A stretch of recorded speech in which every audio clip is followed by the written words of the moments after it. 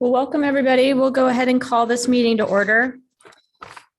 We start with the invocation, which we observe by a moment of silence, followed by the Pledge of Allegiance.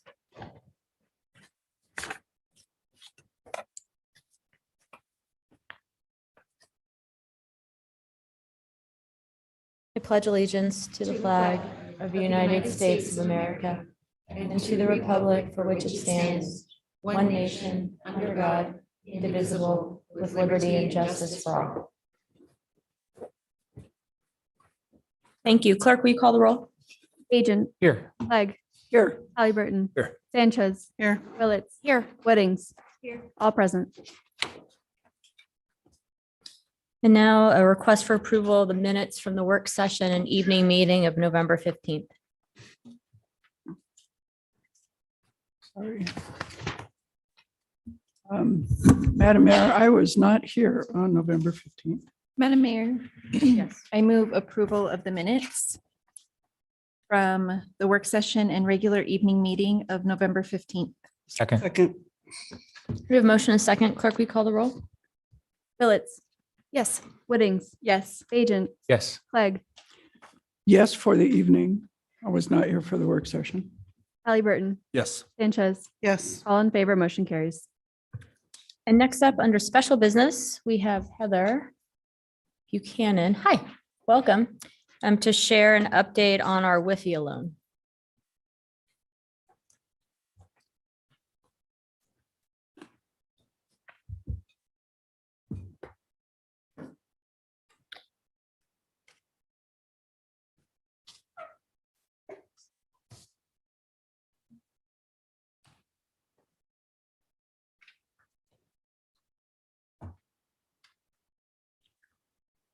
There we go.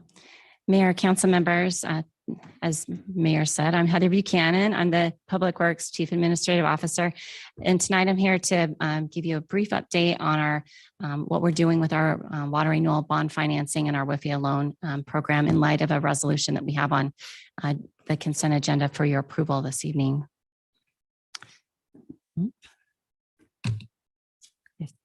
There we go. So in 2020, Mayor and Council, you approved our water renewal utility plan. And with that, it set the strategic direction for our water renewal utility. And we have a lot of capital projects and so forth that were included in that plan. So once we approved the utility plan, then we also move forward with a financial plan that developed how we need to pay for those different capital projects. One of those new items as far as the utility financial plan was asking you all to approve us moving forward with bond authorization. You agreed to that. So we went to the voters and asked them a little over a year ago to approve us issuing water renewal revenue bonds. So we got resounding approval of that from the voters. 81% approved that. And it allows us within the water renewal utility to issue up to $570 million of revenue bonds.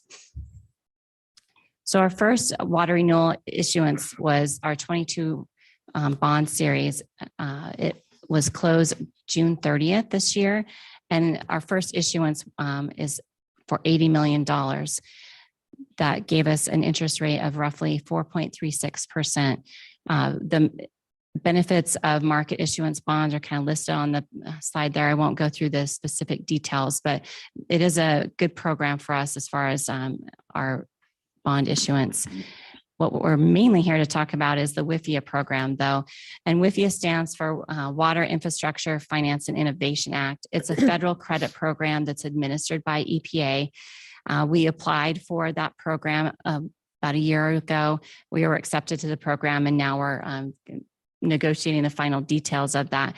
The projects that were selected, the program will finance up to 49% of the cost of those capital projects.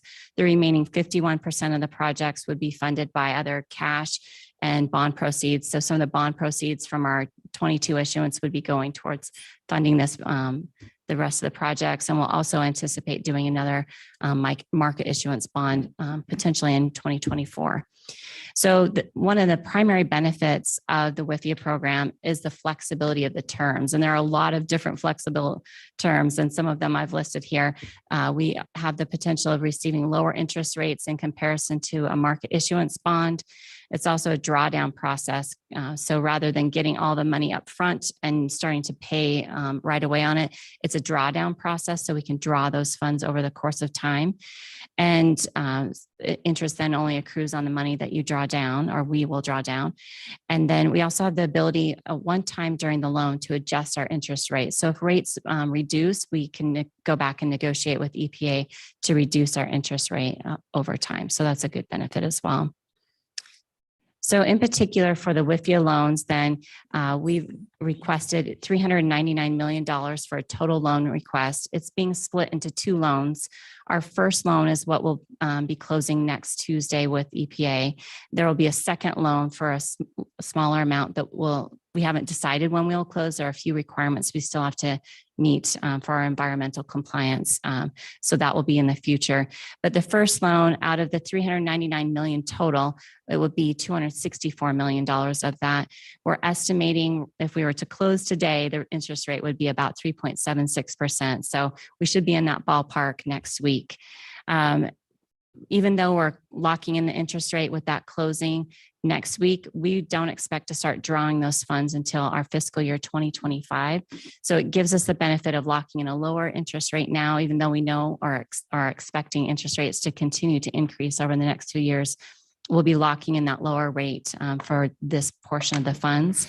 And then again, as I mentioned it, also, we still have that opportunity if rates do come back down sometime in the future, we could make that negotiation again to reduce rates. So we'll come back again in the future to close that second loan. So we'll ask approval of you, Mayor and Council, to do that in the future. So I think my last slide, oh no, I've got 2 more slides. So the projects that we're going to be funding with WIFIA and bond proceeds include existing facility improvements. So at our Lander Street water renewal facility, we're doing condition and capacity improvements. And you've heard about these through our utility plan previously.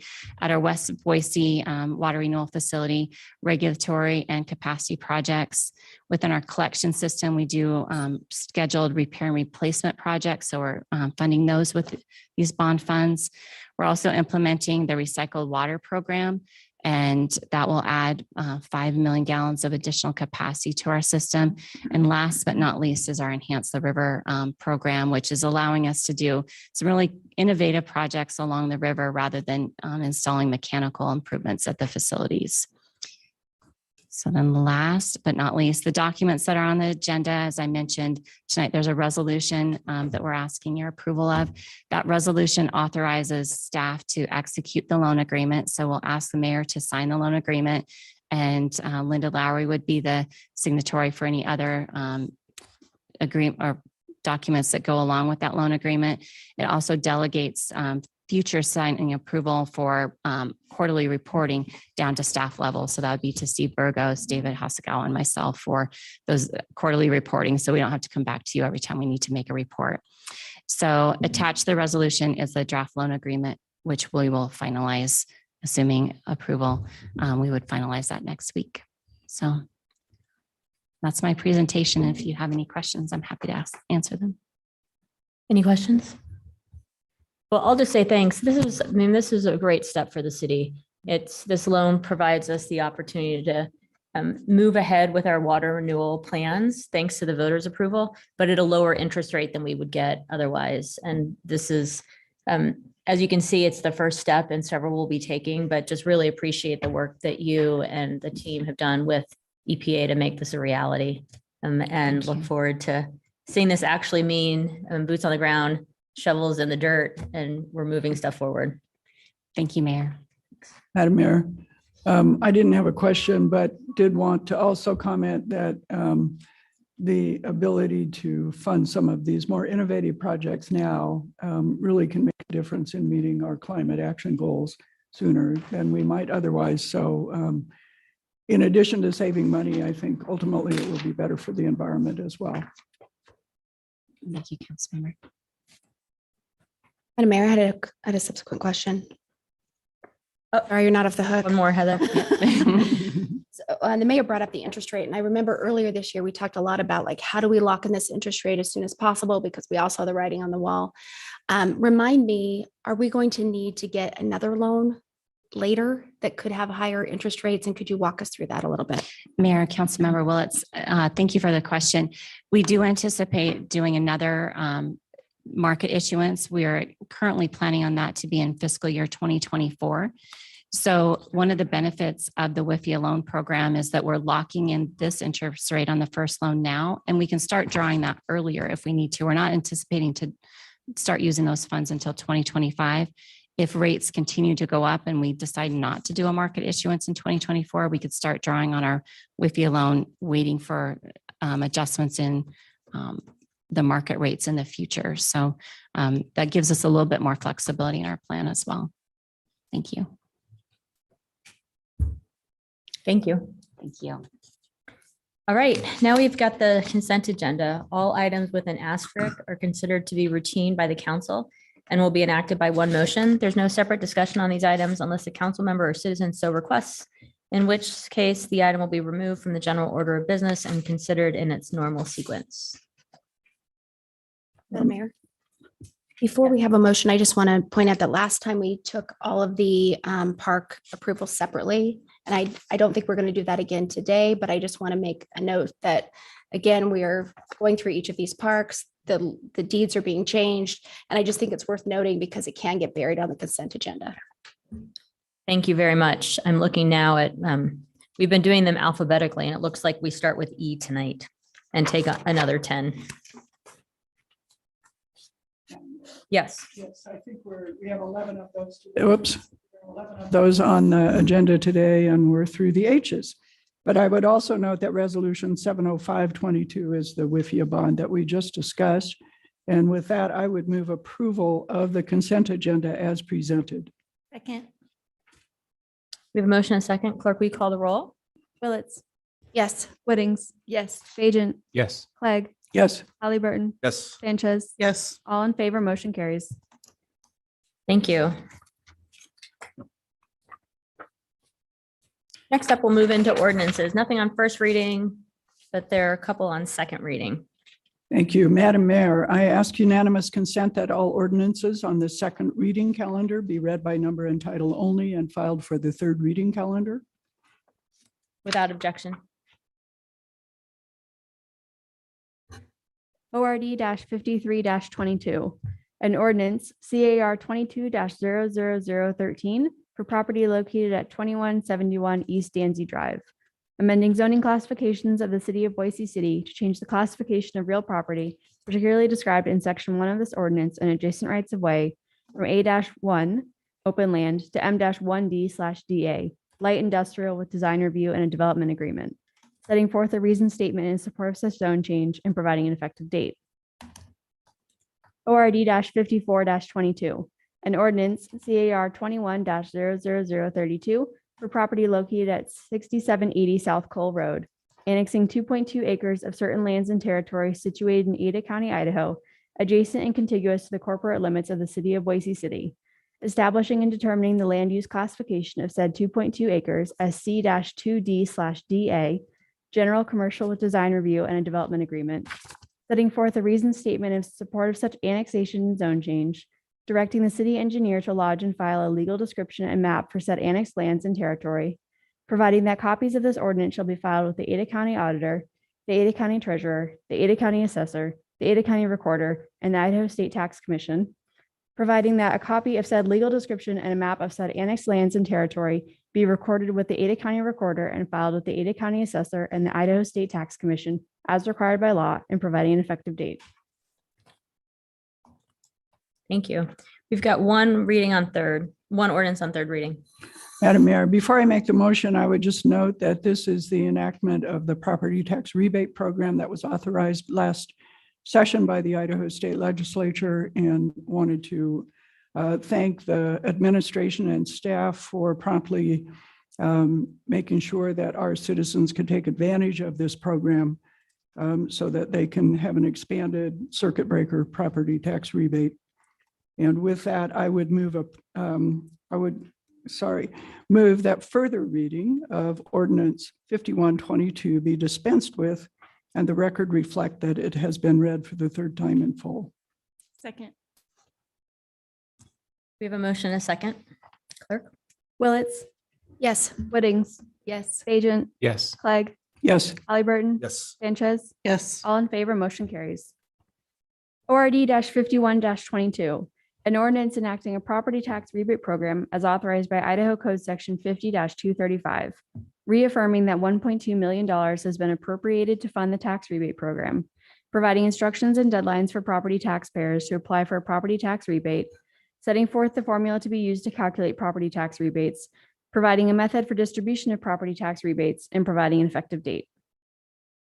Madam Mayor, I move that we approve ordinance 5122. Second. We have a motion and a second. Any discussion? All right, clerk, will you call the roll? Willetts, Yes. Whittings, yes, Bajent, Yes. Clegg, Yes, Halliburton, Yes. Sanchez, yes, all in favor, motion carries. Now we will move into public hearings. Our first public hearing is for review and consideration of the Boise Districting Commission's proposed districting plan. And before Hannah kicks off the presentation, I want to thank the members of the commission that put in so much time to do this for the first time for the city of Boise. And so, you know, the map before us, there are guidelines that Hannah will go through in terms of how we make these considerations. But I'm really impressed by the commission members' commitment to being part of this for the first time and doing all that they could do to meet the ordinance as council put forward with regard to keeping these numbers of percentages low that we see on these maps and doing the magic of not breaking up precincts in the city. So thank you. If you'll extend that to the whole commission, I'd really appreciate it. Go ahead. Madam Mayor, members of the council, I am here tonight to bring you the final report. Very happy to bring you the final report from the Districting Commission. Hannah Brass-Greer, Director of Strategic Initiatives. I'll just start again with a reminder. I don't think you all need it, but just for the public that the legislature passed a bill requiring cities of over 100,000 to elect city council by district. And before the 21 election, because of the short time frame, you all engaged a consultant to draw the current plan, but wanted to have a more transparent process and also public engagement. And so you went with the Boise Districting Commission. This commission was composed of 5 members appointed by the mayor and confirmed by council. And per the policies, they are a diverse representative of the city, reflective of the community for which they serve, and have demonstrated commitment to community engagement.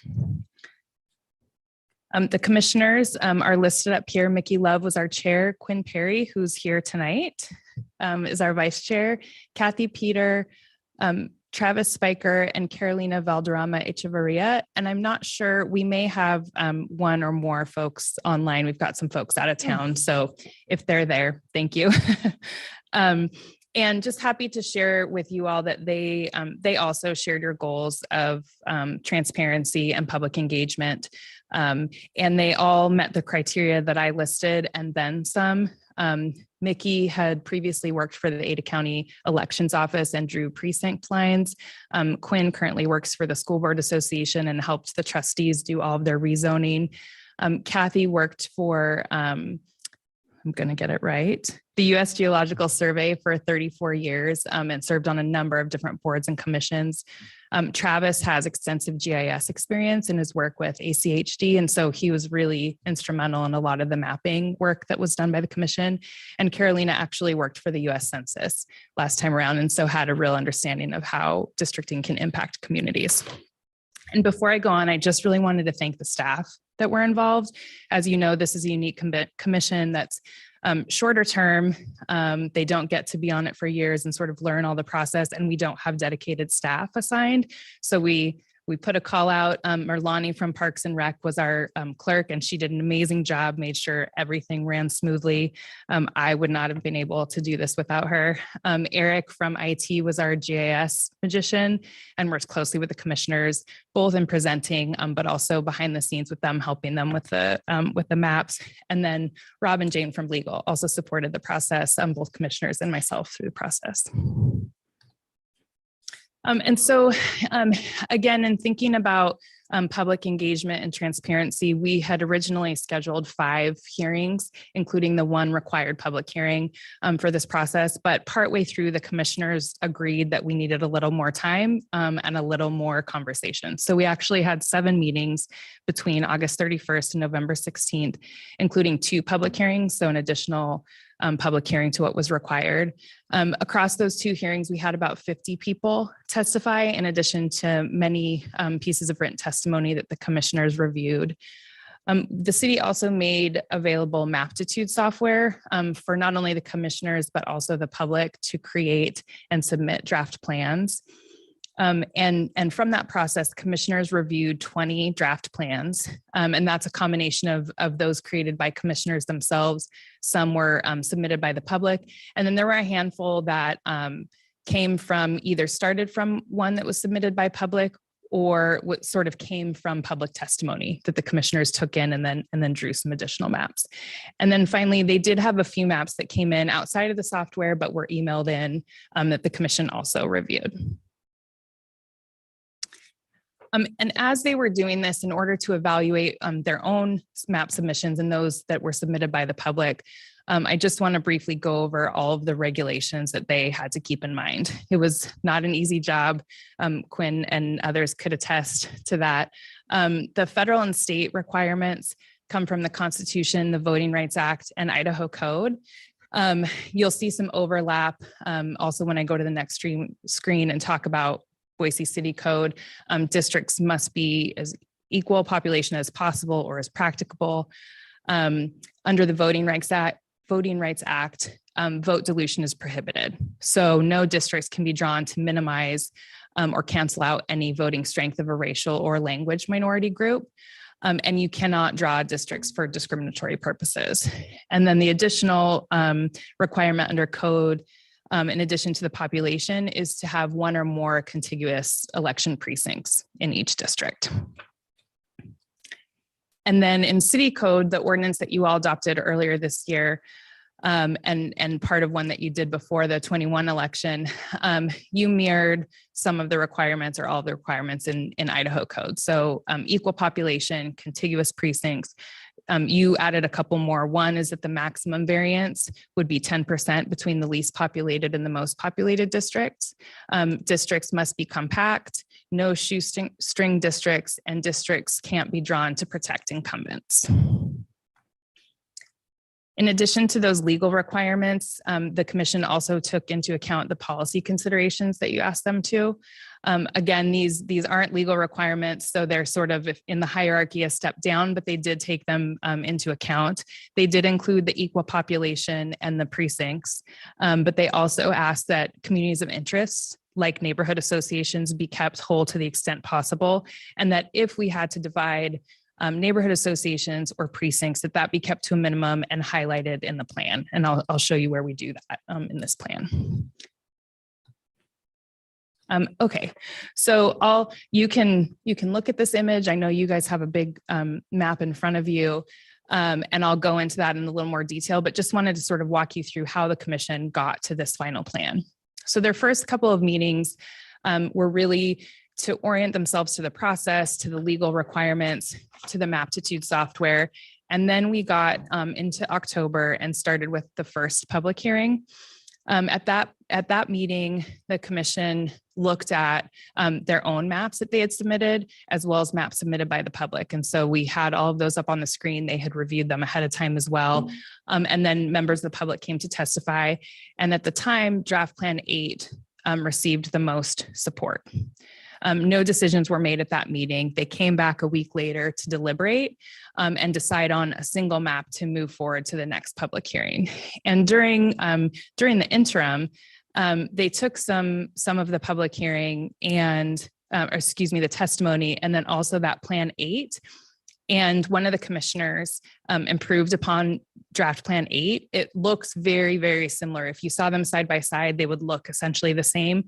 The only thing they did was move a couple of the boundaries slightly so that it went from 4 precinct splits to 0. So draft plan 11 had 0 precinct splits. That is the plan that commissioners voted 4-1 to move forward to that November 2nd public hearing. So they held the hearing on November 2nd, again, another public hearing. At this hearing, the plan was to consider draft plan 11. That's what they voted to move forward. And they did that, discussed it amongst themselves, and also members of the public came and testified for and against. I would say at that hearing was probably, I don't have the math, so don't hold me to it, but about 1/3 for draft plan 11 and 2/3 against. And for those that were testifying against it, some of them brought a new draft plan to be considered. And so they talked about how they would change draft plan 11. Then November 9th, no hearing, but that is when the cutoff for public comment, written comment, and map submissions was. So on November 9th, we sort of closed the process so that the commission had then a week to consider and review everything.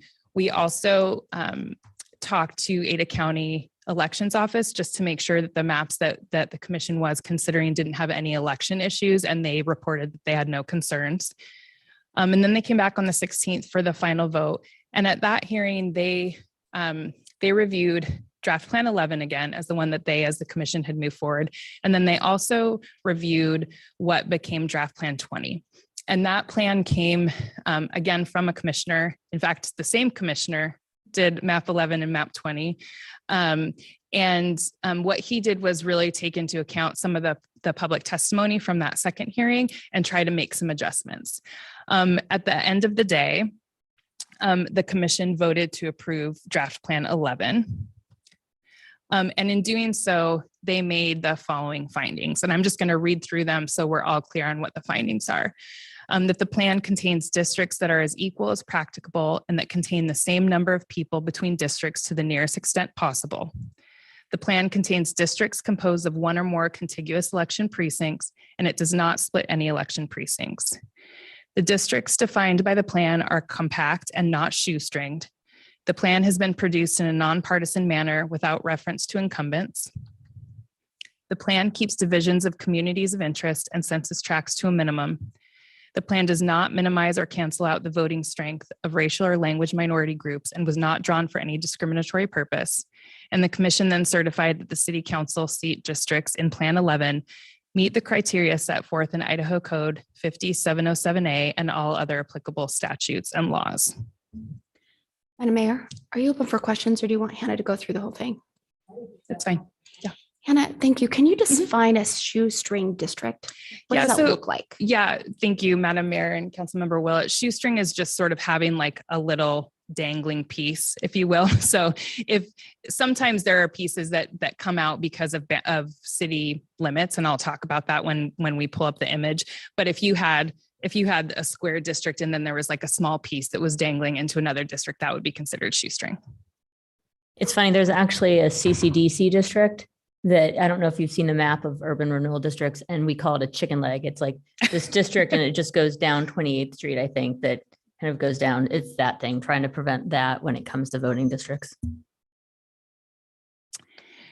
And so before we get to the actual image, just to review again for you all, the council's standard of review. So per the ordinance that you all adopted, you're to review the districting plan as proposed by the commission, and upon finding that it meets the criteria set forth in Idaho Code 50707A, you shall adopt the plan by ordinance. Modifications can only take place if you remand the plan back to the commission. So you all cannot make any changes to the map. And then you can only remand to the commission upon a finding supported by substantial evidence that the plan does not meet the criteria set forth in Idaho Code 50707A or Boise City Code.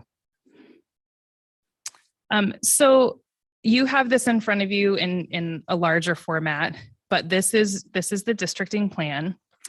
The total variance, population variance, is 4.92%. So that the highest being 2.26% above the target population, the lowest being minus 2.66. There, as we mentioned before, there are no precinct splits. And there are 11 neighborhood association splits. And just to give you a sense, the other map that they considered their last meeting, map 20, also had 0 precinct splits. It had, I have it in here, 5.38% deviation, and I believe 14 neighborhood splits. So it was just slightly off of this. What I think is helpful is to look at this image. So it's the same map that you have in front of you. It's the Boise districting plan, but these blue lines are the election precinct overlays. And what I think this helps explain is you have a couple districts, 1, 2, and 3, that have what seem to be sort of more linear, clear-cut boundaries. When you look between the boundary between 4 and 5 and 5 and 6, those are a little curvy or wonky, whatever term you want to use, because of those precincts. And so in order to keep the precincts splits low, or in this case to 0, those lines had to follow the Ada County precinct. So that helps explain that. And then this next one gives you the same map again. This is just a neighborhood association overlay. Madam Mayor, forgive my ignorance, Hannah, but how often does Ada County change the precinct lines? That's a good question. I don't know for sure off the top of my head. They did just do that. I believe it's 10 years with the census. Mhm. So Okay. in 10 years, they'll go first and then we'll go again. Mhm. Got it. Thank you. Madam Mayor, I have another question. So Hannah, it looks like in terms of the plan that precincts were sacrosanct, like that was the legal boundary that you were looking for. And then neighborhoods came second. As you looked at the different plans, were there other maps that split less neighborhoods and actually kept the precincts whole? Did that miracle exist? Madam Mayor, Councilmember Willetts, it did not. So again, going back to sort of, if we're thinking about it in a hierarchy of requirements, the legal requirements are the population and the precincts. We did not have a map better than draft plan 11 that had 0 splits and lower neighborhood association and low population deviation. This was the gold standard. And just next, question. Do you want to talk about the last map, the neighborhood splits? All I was just going to say is you have the list up there. If it's small, I can read through it. The splits are Depot Bench, Downtown, Hillcrest, North End, South Cole, Southeast Boise, Southwest Ada County Alliance, West Boise, West Downtown, West End, and West Valley. So really no part of town sort of avoided the neighborhood association split. That was pretty difficult for the commission to do precincts, population, and neighborhood association, but this one did keep it pretty low. There were a couple of maps, I will say, that I think had some neighborhood association splits a little bit lower, maybe 8, if I'm remembering correctly, but then the population deviation was higher, as was the precinct split. Madam Mayor, and I would note that both Southwest Ada County Alliance and South Cole are, because of the way that they're only partially annexed into the city, part of that split was unavoidable. Right. And so for next steps, before you today, you have the ordinance by which you would adopt the districting plan eventually once you get through all of the readings, assuming you approve. You have the public hearing tonight, so you hear from folks. And then the plan would go into effect after passage upon publication. And then after that, I would be back to you with sort of an implementation and next steps after it's published. And with that, I'll stand for questions. Hannah, you'd sent such a thorough report, and there was also one in our city council packet and also online. I'm curious because you said that there were up to 20 draft plans, but I only saw like 9 or 10 in the report. Did I miss another 10 that might have been there? And if you only did the first 9 or 10, curious as to the reason why. Madam Mayor, Councilmember Willetts, I would have to go look. The 20 plans that were in the software, we can pull from the software. The ones that were in the minutes in the packets would have been ones that were attached because they were specifically presented on by staff likely, or one of the commissioners. Yeah, that makes sense. Thank you. It was very interesting for me to kind of see the different iterations. It almost looked like a flip book as you went through. So that's why I wondered why there weren't more. Madam Mayor. Thank you, Hannah. I just have a question about the numbering of the districts. What was and currently is District 3 is now represented on the map as District 6. So I was just wondering what the thought process is there. Sure.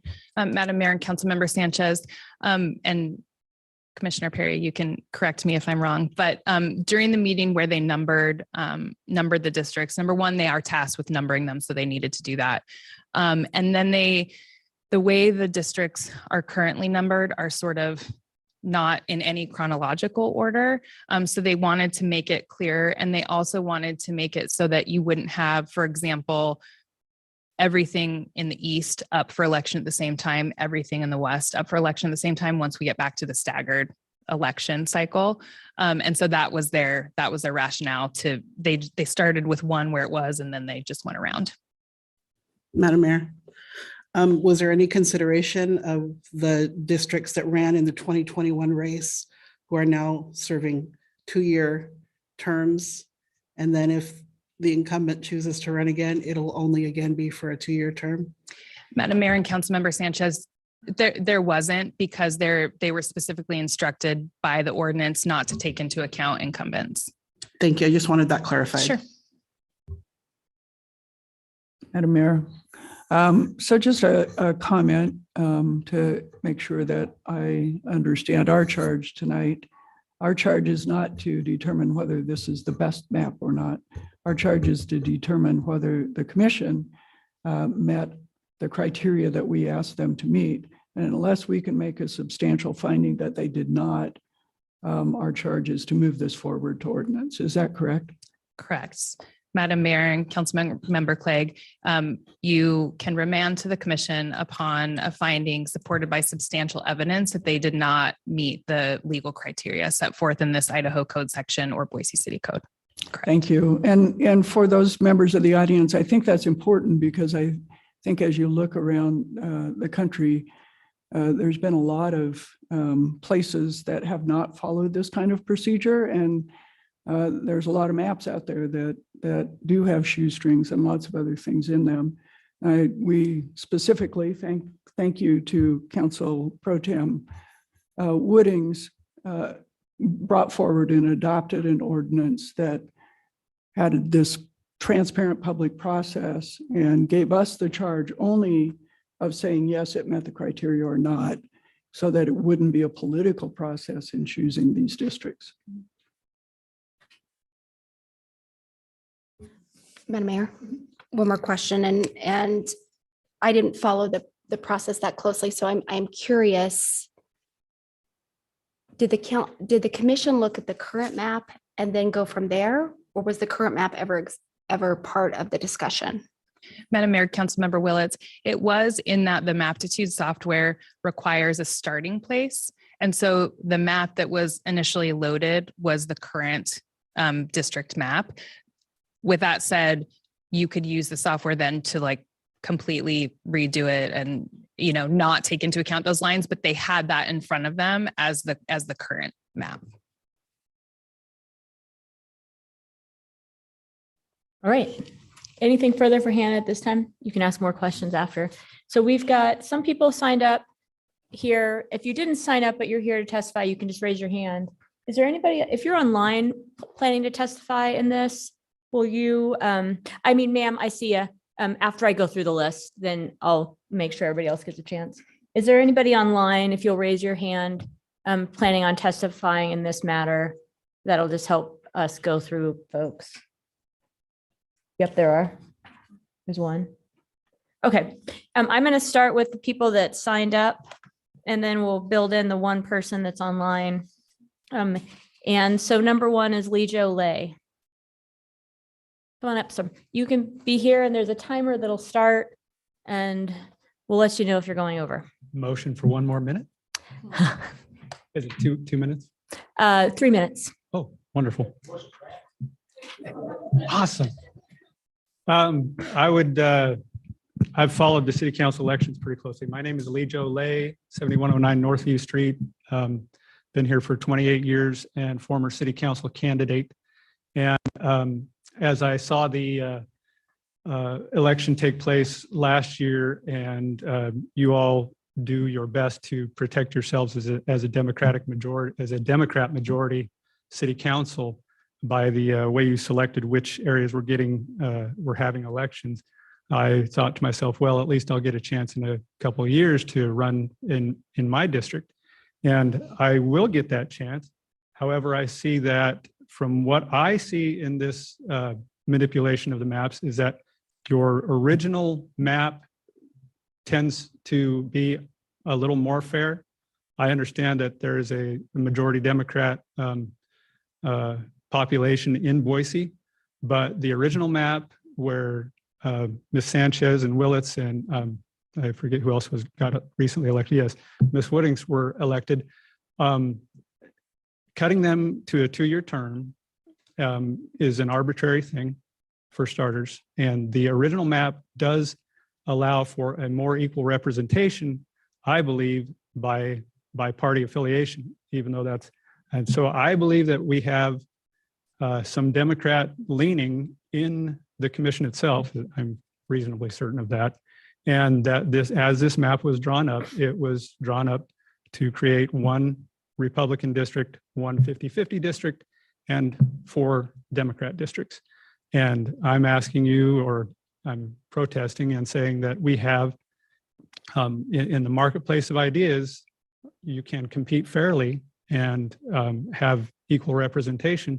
And I feel that the original district map that you came up with, even though I've been disenfranchised for 2 years, having no one in my district to represent me, the original map is a better representation of the population of Boise rather than what the commission has drawn up. So I would ask that we, despite all the work that's been done in the commission, and despite the fact there was that you wanted to be more open about it, whatever the consultant drew up was actually a better map than what this is. And I'm sure there's always problems with redistricting maps, and nobody will always be happy. But I do see that this manipulation was in favor of a more solid Democrat majority, which you guys will always have.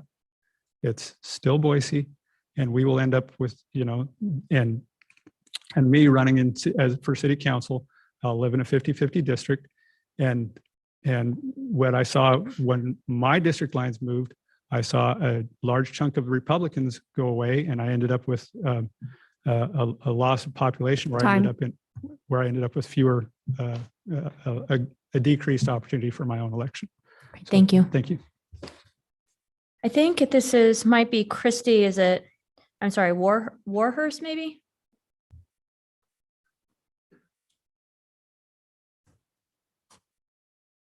I'm Christy Warhurst, and my address is 3718 North Pacifica Drive. I just moved, so I keep forgetting. I'm against map 11. In the last redistricting meeting, I mentioned that each part of Boise is like a different world, socially and economically. I even explained the overall feeling between each area, their unique quirks that only those that live there understand. I think it is great that districts 6, 5, and 4 represents their areas perfectly, and I mean perfectly. I expressed my concerns with West Boise, specifically District 1, 2, and 3. I didn't get involved with the mapping until the very last meeting with the district commissioners heard from the public. At that meeting, I kept hearing comments about getting redistricting concerns to the commission in a timely fashion. What was the point of hearing from the public at that last meeting? Many folks from the West area testified against the map. Was it supposed to be a good job, commissioners, well done type meeting? I only heard a handful of those praises towards the commissioners and map 11. However, none of them were residents of West Boise. West Boise was present in a big way in the last meeting, and the decision to approve map 11 proved my point. The dismissive attitude towards West Boise. I keep hearing we need to make sacrifices. Why? Why is it that West Boise has to do all the adjusting? I mean, I mentioned Maple Grove being a natural separation, and map 11 has 5 Mile as the cutoff point. That cuts my neighborhood in half. I even provided an alternative map where it would keep neighborhoods together more as a helpful tool. Even Rebecca Arnold, the new Ada County assessor, asked the commission to not be in a rush and look at the map more closely again. If my area had a representative on the city council, will they be versed between West Ada School District and the Boise School District? All the natural boundaries, including the school district boundaries, don't appear to be a factor in the map. The stress of adjusting and accommodating those that could care less about us is very taxing on the mind and body, along with the quality of community. Even a woman last time testified of a neglected park in her area because of lack of adequate representation to address issues in a timely fashion. Many folks at the last meeting mentioned gerrymandering, and the commission didn't seem to really hear their concerns. They were more concerned with defending their thoughts, process, and reasoning, and didn't hear the fact that the public in West Boise were concerned about gerrymandering. I think it is pretty important concern, and with the map 11 approval, it appears that they are more concerned about how they look rather than what the public is actually saying.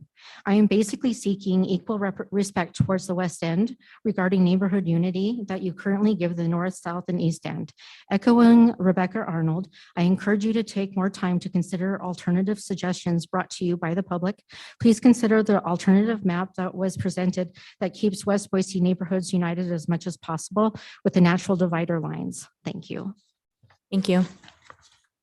Next, we've got Rob Stark.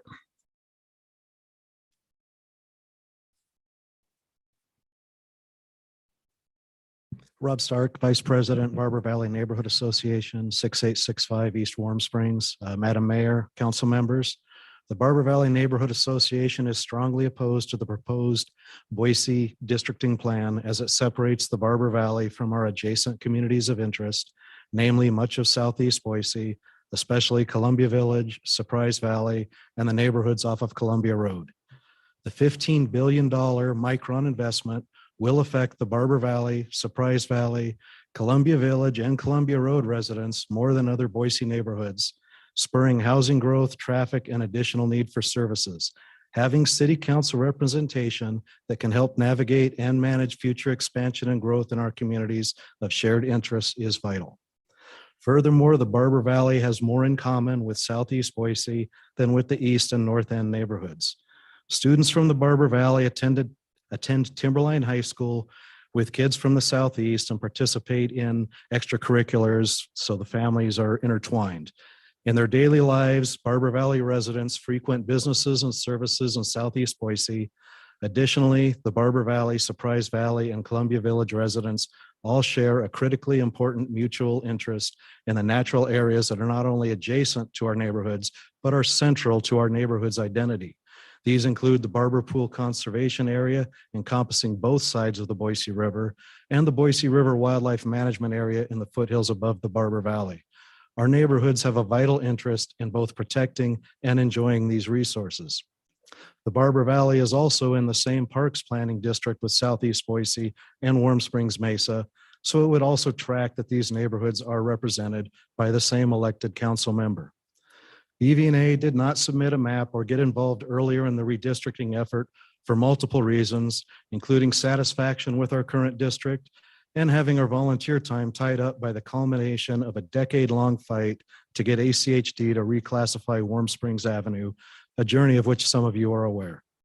And to be frank, while we understand the Barber Valley's communities of interest, we would not presume to know what the communities of interest would be for Northwest Boise, West Boise, the Bench, and all the other Boise neighborhoods that are affected by this process.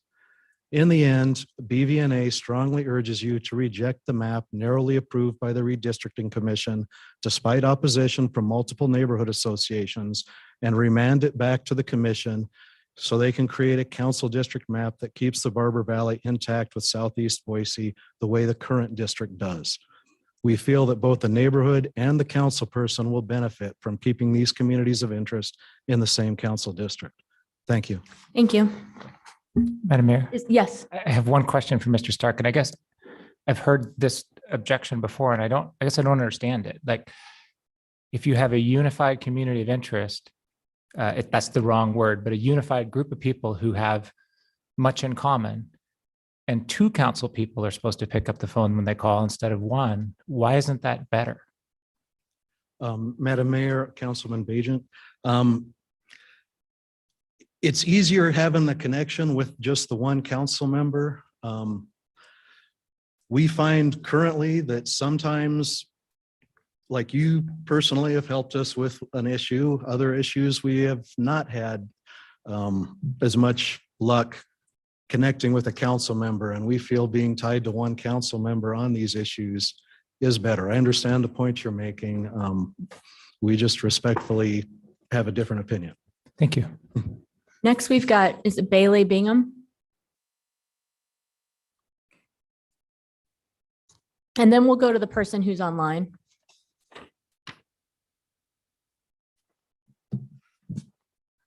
Can you hear me? Good evening, council. Hi there. I'm Bailey from 2000 North Mountain Cove Road. I've been at a couple of the public testimony meetings, so I just kind of want to talk about the process a little bit that I've witnessed personally and with the commission and my personal experience with them. I initially came in support of a map that wasn't map 11, and through deliberation, map 11 was presented, observed it, went home, came back and saw improvements to it, right? Like, these deviations are pretty exceptionally low. And that was sort of the challenge that many people were posed with, was like, okay, like if you're really mad about this and really up in arms about this map, then go make one. Like, it's available to anybody. Like, this is not some closed door secretive thing. Like, anybody under the sun could go out and do it. So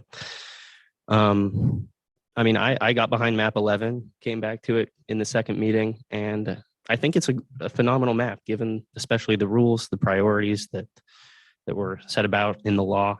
And I think it's one of those things where there's going to be 6 districts. It's a big town, and anytime you cut those districts from a large town, like it's not going to make everybody happy. And so I think this is a good final map. I think that the commission, especially when they didn't just take us at our face value at the end of that second meeting, or the people who came to testify in support of 11, but that's my perspective, is that this is a good place to stop. And with that, I mean, I'm open to questions about my experience, what this map presents. So I'm just curious, because I'm curious, did you just start coming to meetings and listen in because you were interested in it? Like, do you have a background in mapping, or what caught your interest? Yeah, I've followed politics just as a keen observer for the last couple of years. I thought this was an interesting thing, and I'm an enthusiast of maps. Great, thanks. And then the person online. Madam Mayor, this is Patty Bowen. All right, Patty Bowen, welcome. Yeah, thank you so much for having me. My name is Patty Bowen. I live at 912 West 4th Street, which means I'd be in Council District 5. I'm in favor of map 11 because I think it does the best job of balancing keeping neighborhoods together and precincts intact, which therefore means that it does the best job of meeting the legal requirements in Boise City Code. I had written out some other things about why it's really important that we have this map specifically, but I kind of feel like the presentation that y'all already heard / the information in your packet says it all. Like, this meets the legal requirements in the best way and has the least amount of breaking up of communities, and specifically keeps precincts together, which I'm a huge fan of, because I think there are already so many barriers to going and voting in local elections. And so if you can have the same polling place, that's just so nice, especially for folks who have kids and who are busy. So just wanted to say, please vote to adopt Boise Districting Map 11. And thank you so much for your time on this process. I was able to testify once before, and I just really appreciate how open and convenient a lot of this has been for folks, and being able to testify online. So I feel like the commission did a really great job of making it open to folks and allowing people to submit their stuff. So thank you. Thank you. Any questions? Thank you very much for joining us. Next up, Barrett, maybe Tetlow.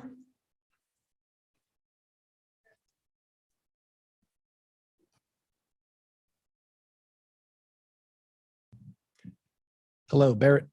Sorry. Hello, Barrett Tetlow 1331 South Watermark. And for years, I used to live also at Fairview and Cloverdale across from the cemetery. So that's my neighborhood, the West Boise neighborhood. And I'm here to speak from you're going to hear from a lot of us from Western Boise in opposition. We showed up at the hearing on the November 2nd, I think it was, presented three maps, map 17, 18, and 19. Because the map 11 divides almost every single neighborhood in Western Boise. Map 19 does probably the best job of keeping the neighborhoods together as well as also being compact. Map 20, which is not a perfect map, which two commissioners voted for as well, would also be a better map and keeping communities of interest together. And that's an important requirement. Communities of interest is one of the things that you're supposed to keep together, as well as population deviation as other factors too as well.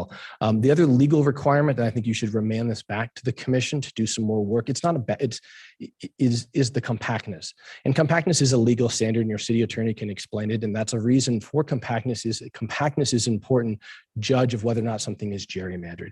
When you look at the map, you look at District 1. It goes all the way from Chinden and Eagle all the way down to Victory Road. You look at map 3, which goes from 5 Mile all the way to downtown. They're not compact. You can just see it with your own eyes. There's very little in common, sort of Northwest Boise at Eagle. And they think of the neighborhoods at Eagle and Chinden and those areas, Centennial neighborhood, and you think of all the way down below. What do they have in common? Very little. So they're not they don't meet the legal requirement of compactness. As well as also they're not communities of interest as well going forward. So I ask you to remand this back to the commission and they can redraw it. Look at map 17, map 18, map 19, and map 20 and go forward with it. I'd also like to point out one other problem that we encountered while working with the software. It's great that you had Maptitude, and that's the Microsoft Office of this entire process. And it was wonderful it was available to the public. But the Maptitude software only does not allow you to break a census block, right? The census block is the smallest unit, and you cannot break a census block. But the legal requirement is you've got to use precinct lines. What happens when the Ada County Clerk's Office breaks a census block in drawing a precinct line? It is impossible for anyone in the public, and the public was set up to fail, where you say you've got to draw maps by precinct lines, but the software doesn't allow you. And as your staff testified, in map 8, which the public had, it took at least the public software, Commissioner Spiker was able to go into map 8 and modify it ever so slightly to use precinct lines. Because on the back end, you can use precinct lines, but you can cut the census block, but members of the public, nobody could draw a map using no precinct blocks, no precinct lines, because the software doesn't allow you to cut the census line. Look at precinct 1506 as a good example. We're at time, so thank you. Thank you. Now, I don't have anybody else signed up, so come on up. And then, oh wait, you were signed up on a sheet. Oh, I crossed you out without calling you. I'm going to have Dave Kangas come first. And then you head on up, and then who else? Ma'am, you over here? Anybody else? All right, sir, you also? Okay. Madam Mayor, City Council, my name is Dave Kangas and I reside at 1715 West Canal Street. And tonight I am speaking to you on behalf of Boise Working Together, whose board has voted to oppose the current district mapping plan. We feel that currently District 1 really focuses and shifts the Republican vote to the west edge of Boise. We all know that the further out you get from Boise, the more Republican your voting gets. This was not the fault of the commission. I don't know, can't say that it was deliberate or not, but when you look at just how that is laid out, that's what happens. And I testified that at the last public meeting. I further oppose it because of the strong opposition from the people out in West Boise and Southwest Boise who preferred map 20 and what was developed and pushed by Commissioner Peters through the process. She originally created a map 14 that really didn't meet the precinct splits, et cetera, but Commissioner Spiker was able to go into Maptitude and tweak it so that no precincts were split, limited number of neighborhood associations, and had a low property population variance. Map 11 might have been a little bit better in the numbers, but considering the testimony that was heard at the last public hearing, you really had a strong opposition for current map 11 and support of something different that set up West Boise differently. I also wish to comment on the process.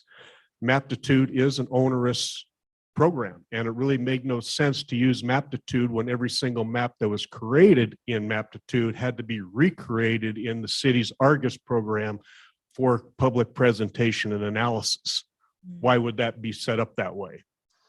The deadline for Maptitude to submit your maps was not published anywhere. The only way you knew about it was to have watched the video of the meeting before. It wasn't printed in the minutes. It wasn't published on the website. It wasn't released to the public that you had a deadline to get to. I had 2 or 3 people that I worked with that were trying to create maps at the last minute before the public meeting, but Maptitude was shut down, so they could not be created.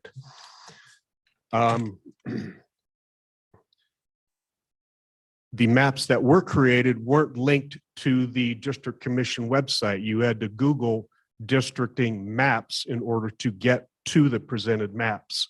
If you're just used to going to the district commission website, there wasn't any evidence, you didn't know there was any maps presented to review or study.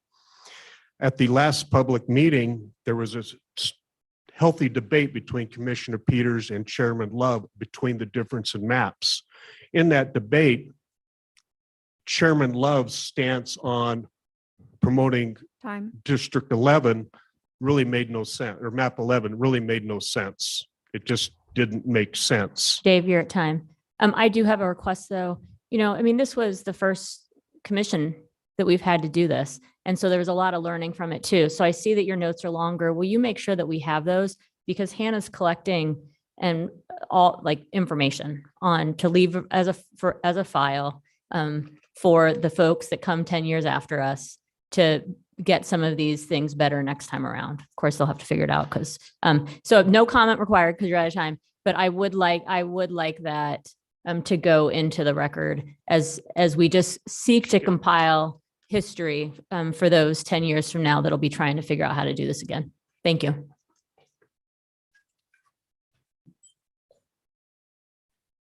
Okay, so then, yeah, we'll go ahead. Come on up. May I approach and give you my visual aids? Sure.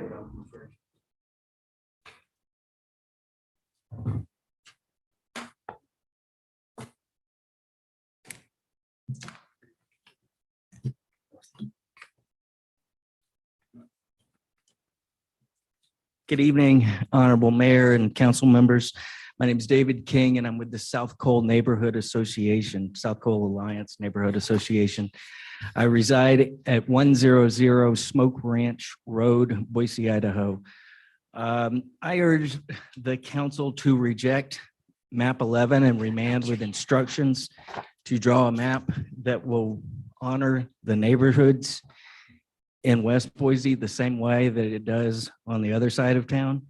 If you look at the first visual there, marked map 11, your eyes aren't deceiving you. It's carves up with the west side of Boise and all these neighborhood associations, and that it doesn't have that same problem on the other side of town. The neighborhood associations are communities of interest. They're compact areas, and they're deeply ingrained in the city's development and permitting process so that they really can't be ignored. And if you look at, for example, West Boise, it's divided into 3 council districts. And then the people who are in West Boise and within those council districts, they're diluted with the rest of the population among that district. So they honestly don't have any representation on the council. There's not 3 council members that are going to truly be responsive to them because the majority of their constituents are going to live outside of West Boise. If you look on the map, West Valley, West Boise, Southwest Ada County Alliance, South Cole, all of these are divided. And again, it's only on this side of town. So I haven't truly heard any good reason to divide all the neighborhood associations in West Boise the way that this is done, other than to draw this irregular map, the District 1 within map 11. The District 1 on map 11 is an irregular shape. It's not a compact shape, and it will not be a competitive district. And because it will not be a competitive district, it reduces the level of political competition in all the other districts, and especially the adjoining ones. In 2021, there were 3 council district races in Boise, and the average margin of victory was 24.6%. In Meridian, there were also 3 council district races, and the average margin of victory was 7.6%. So less than a third of the margin of victory in Boise districts. Competitive districts make for better representative government of the people of Boise, and that should be an interest that we all have.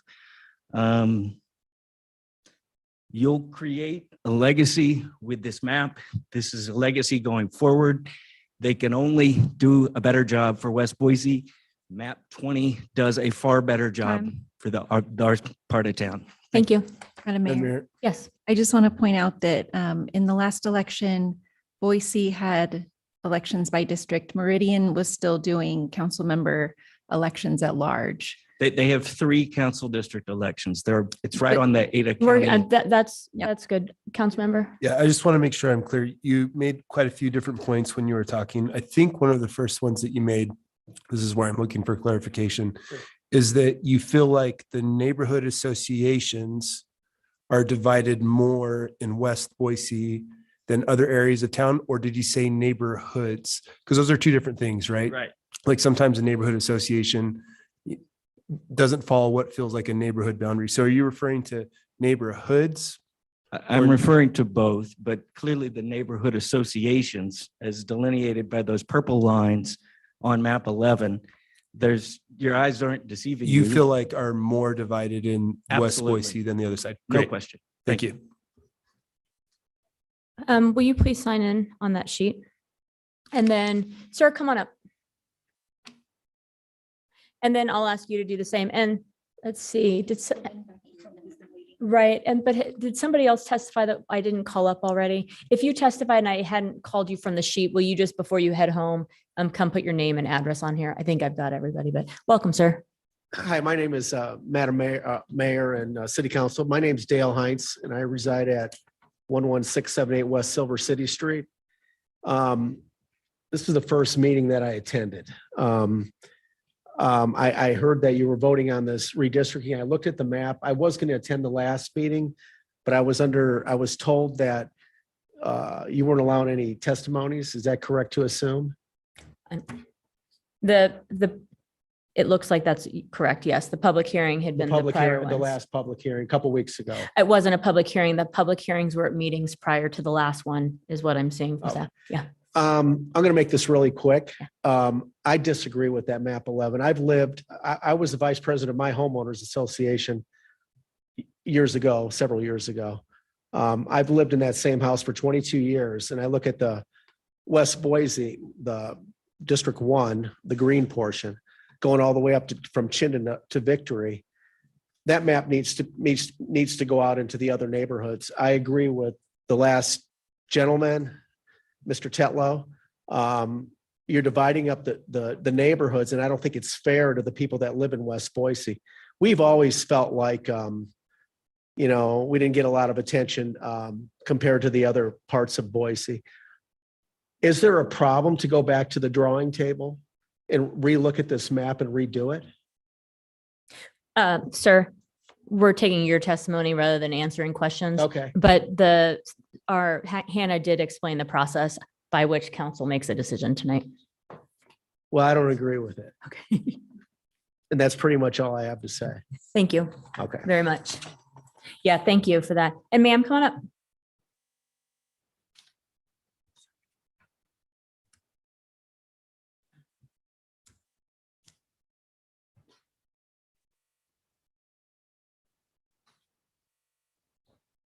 Welcome. Welcome, Madam Mayor and council members. Good evening. I'm going to just talk as fast as I can to get all my words in. My name is Mary Collister. I live at 5670 Kirkcliff Court, Boise, Idaho 83704.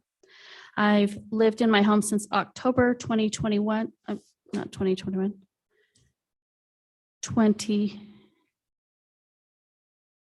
2001. Sorry, I've always lived in Idaho. I'm involved in my service in my church, service and friendships in my neighborhood, and for work, I clean houses in the Treasure Valley. I drive Uber, and I do doTERRA essential oils. That is what I do as an entrepreneur. I'm in a dinner group in my neighborhood. I'm in a book club in my neighborhood. I'm actively helping others who are sick and taking gifts and cards to those who have a birthday. I'm a Boise native. My parents raised 12 kids in the Boise School District. I graduated from Boise State with a teaching degree as a single mother with 4 children. My parents were hands-on parents raising us. We lived in our home on Owyhee Street for 42 years.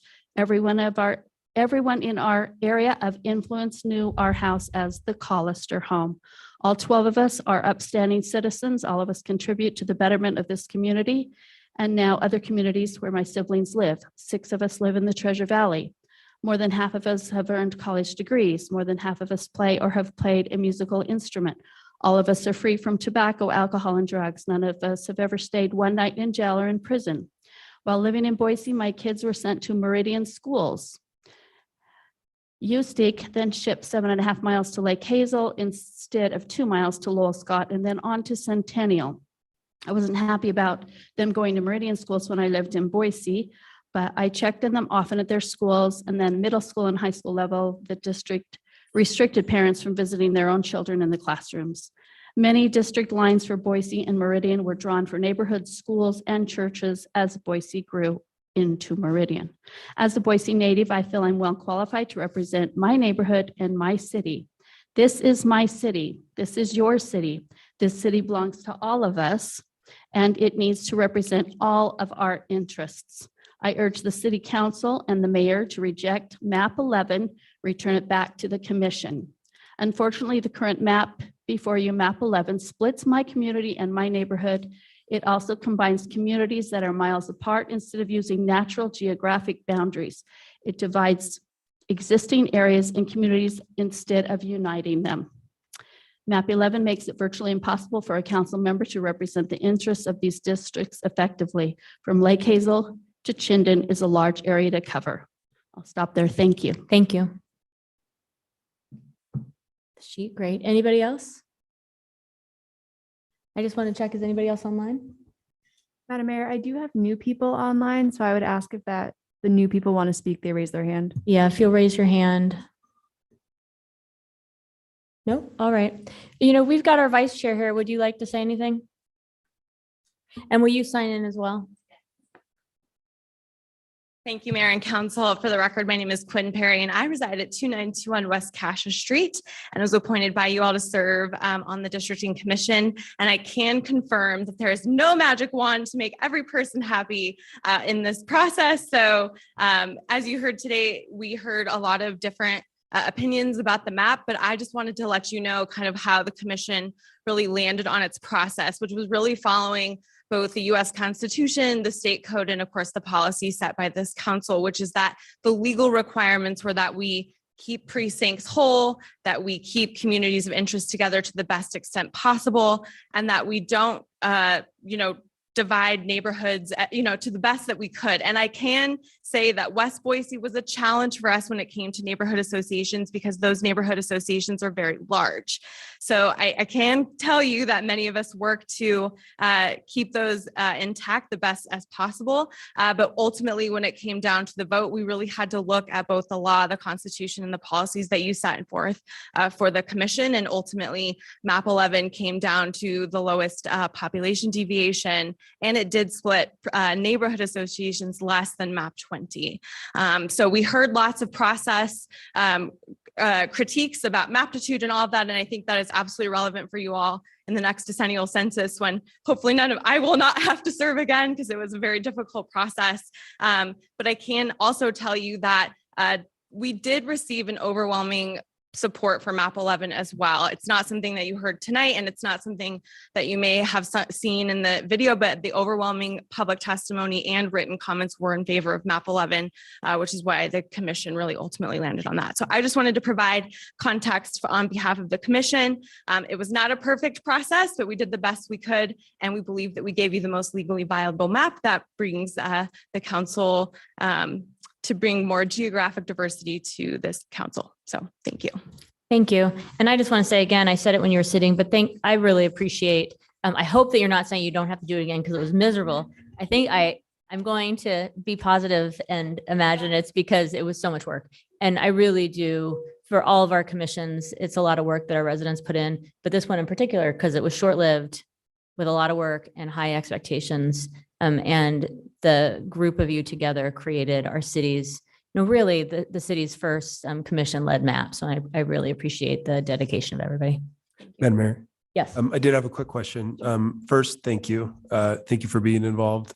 You don't get a paycheck. You don't get any of these, some of the things that we even get on council. So it is important that our community step up, members step up, and I really appreciate you and the other commissioners doing that. I just wanted to make sure that I understood one of the things that you were saying earlier. You were saying that, yes, there are some neighborhoods that are split up, and the commission found it more difficult in any neighborhood associations that were larger neighborhoods to not split them up. So those were some of the ones in West Boise that are significantly larger than like what's the small one, or smallest one, is it West Village? Or is it just like the tiny depot bench? The depot bench, that's the real tiny one. It's like the Southeast Boise one is a huge one as well that ended up getting split up. Is that what you're saying, is that the size of those neighborhood associations presented some of those challenges?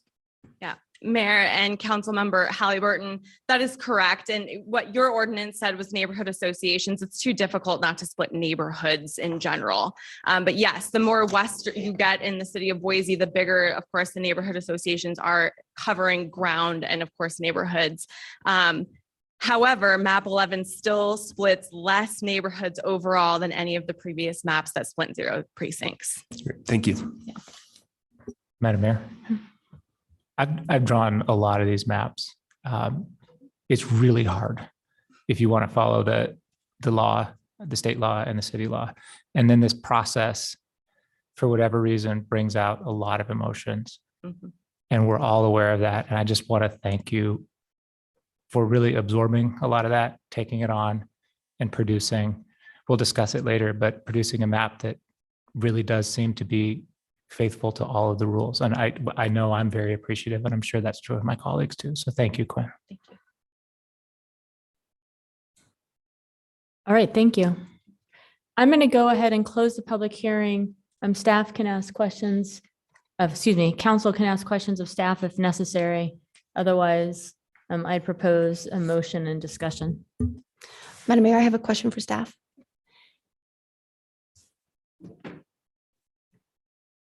Hannah, we've heard a lot from neighborhoods and the desire to keep communities of interest together. And I know that was secondary to precincts.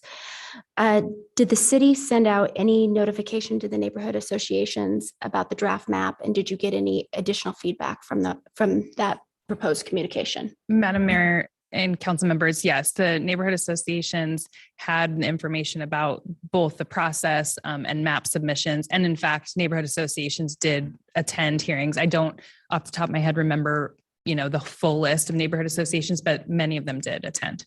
Hannah, let me clarify it a little bit. Okay. The current map that's before us, was that sent to neighborhood associations as an FYI?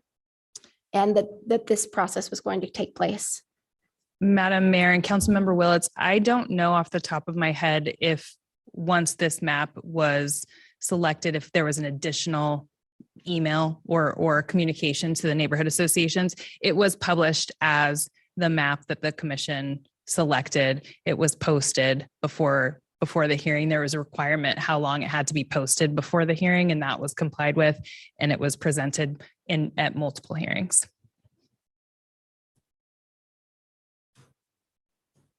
Anything further? All right. Madam Mayor, actually, I do have one last question. The original districts also split neighborhoods. Did you ever compare how many neighborhoods were split by in those districts versus in this one?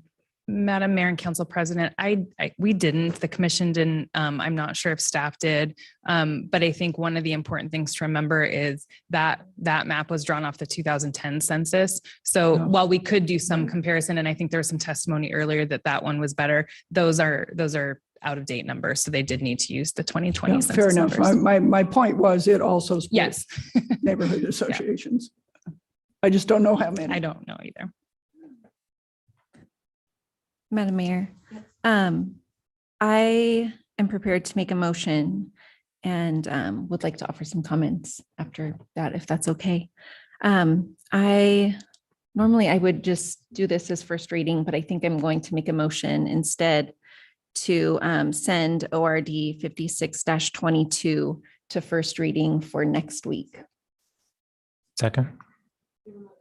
Motion a second. Madam Mayor, this was not easy. We had, and I want to thank Hannah for being our point person on staff for this.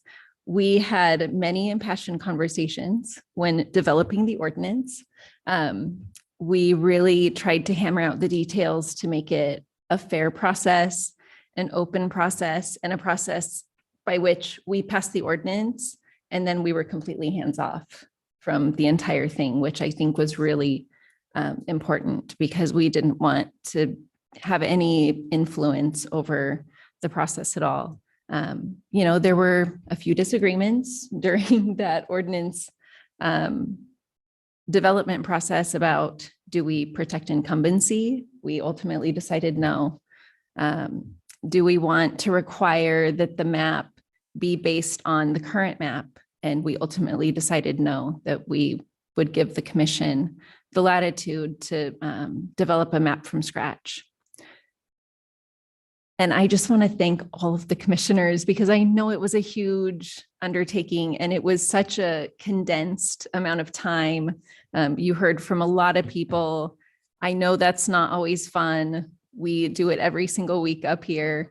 You don't get paid for it, as Councilmember Halliburton pointed out.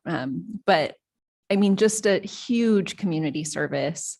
And one that I've always wanted to be a districting commissioner, like at the state level, because I think that it's such a fascinating process. And I know there are very few people, Hannah's laughing at me right now, who would say that they want to do that. But I do love the process of districting. And I think it is a way, I've always thought that Idaho did it right.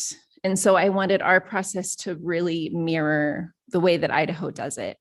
Because I think that they do it right. They have an odd number of commissioners so that there can't be a tie. You have to have a map where a majority of commissioners agree. And I think that that's really important. So I just want to thank everyone who was part of the process, who submitted maps, who dealt with maptitude, which it sounds like was not perfect, who came out to testify, and especially our commissioners who were just diligent public servants throughout, and our staff who herded everyone, who made sure that software was working right, that maps were being developed that were compliant, and all the other work that went into it. So I'm very excited that we have a map. It meets all the legal requirements that we set forth to the best extent that it possibly can. I know, sir, that you do not agree with me, and that's okay. That is okay. After the state districting process, there are always myriad people who don't agree that it was the best map. And it's just something we've been doing after every single census for, decades and decades. And I don't think that will ever change. So because this map is legally compliant, because it most closely mirrors the legal requirements that we set forth, I'm in favor of the adoption of this map. Madam Mayor. Well, me too. I'm in favor of the adoption of this map. It's no secret that I don't think districts are great in the first place, but that ship has sailed. And, our job here is to look at the proposed map and determine whether it's legally sufficient, and that's it. We can't really do much more than that. And the reason that it's set up that way is so that we can't then go in and start monkeying with the map. So it's kind of a sword with two sides. Nobody up here has the power to go in and take a legally sufficient map and make it, better from our personal perspective. And that decision, as Councilmember Woodings just said, was very deliberate to try to keep us as removed from the process as possible. With that said, I've played around in that software a lot, and I think others of us has. It's really, really difficult to create a map that honors the precinct boundaries, that keeps the population differences to a close minimum, to a close range, and that doesn't do something very bizarre with a shoestring district or breaking a district into two parts across the river or something along those lines. So in addition to believing that this map is legally sufficient, I'm also pretty impressed with it. And I said it a moment ago, but I really am impressed with and grateful for the work that the commission did. So that's why I seconded the motion, and looking forward to voting in favor of this plan. Madam Mayor. I'll also be voting in favor of the plan. I do want to recognize the concerns that some of the folks had, especially some of the folks from West Boise, because I totally get it. The first thing that I saw when I looked at the map was, and I don't live here, but it would be in the district that I'm currently in, is why is the North End Neighborhood Association split in half? Like, it seems like it could have been a little bit further over here. Or why is the Lust district not in the same district as Boise State University? And when you live in those areas, you see those nuances. But what I also know is that the difference between the Lust district and the kids who go to Whitney Elementary School is a vastly different neighborhood with vastly different needs. And there's concern that a council member is not going to be able to represent those needs. I think that most people here didn't run for council to represent one small area's needs. And I hope, and my original hope was that no matter how these districts were drawn, that didn't change, that we're elected to make the best decisions on behalf of the entire city. And I also understand the need to know the nuances of each of all the neighborhoods that are there. So I understand the different ends. There's a lot of tiny lines that I could maybe draw and say, like, this would make a little more sense here. This would make a little bit more sense here. But I have faith that the commission went through that process, did the best that they could. And even some of the lines that I wanted to draw, once you started looking at the election precincts, that wouldn't have worked. And so once you get in there and you start messing around, it really is a challenging and onerous process. So I appreciate all the folks on the commission, but all the folks who also showed up to be part of it as well, including the younger gentleman who just decided that they liked maps and they're going to start showing up and checking out and weighing in on stuff. It's great to see people get involved in the process. Like I said, I'll be voting in favor of this. I think that the work continues because while there's a really great engaged amount of people here in this room right now, I think that there's probably 75% of our community that's going to start paying attention to the next city council races in mid-September or October of next year. And for the first time, find out that they're not going to be voting for 6 people or that they're now in a different district. And that's just the way that things work. People have so many things going on. So the work is not done in getting this message out there.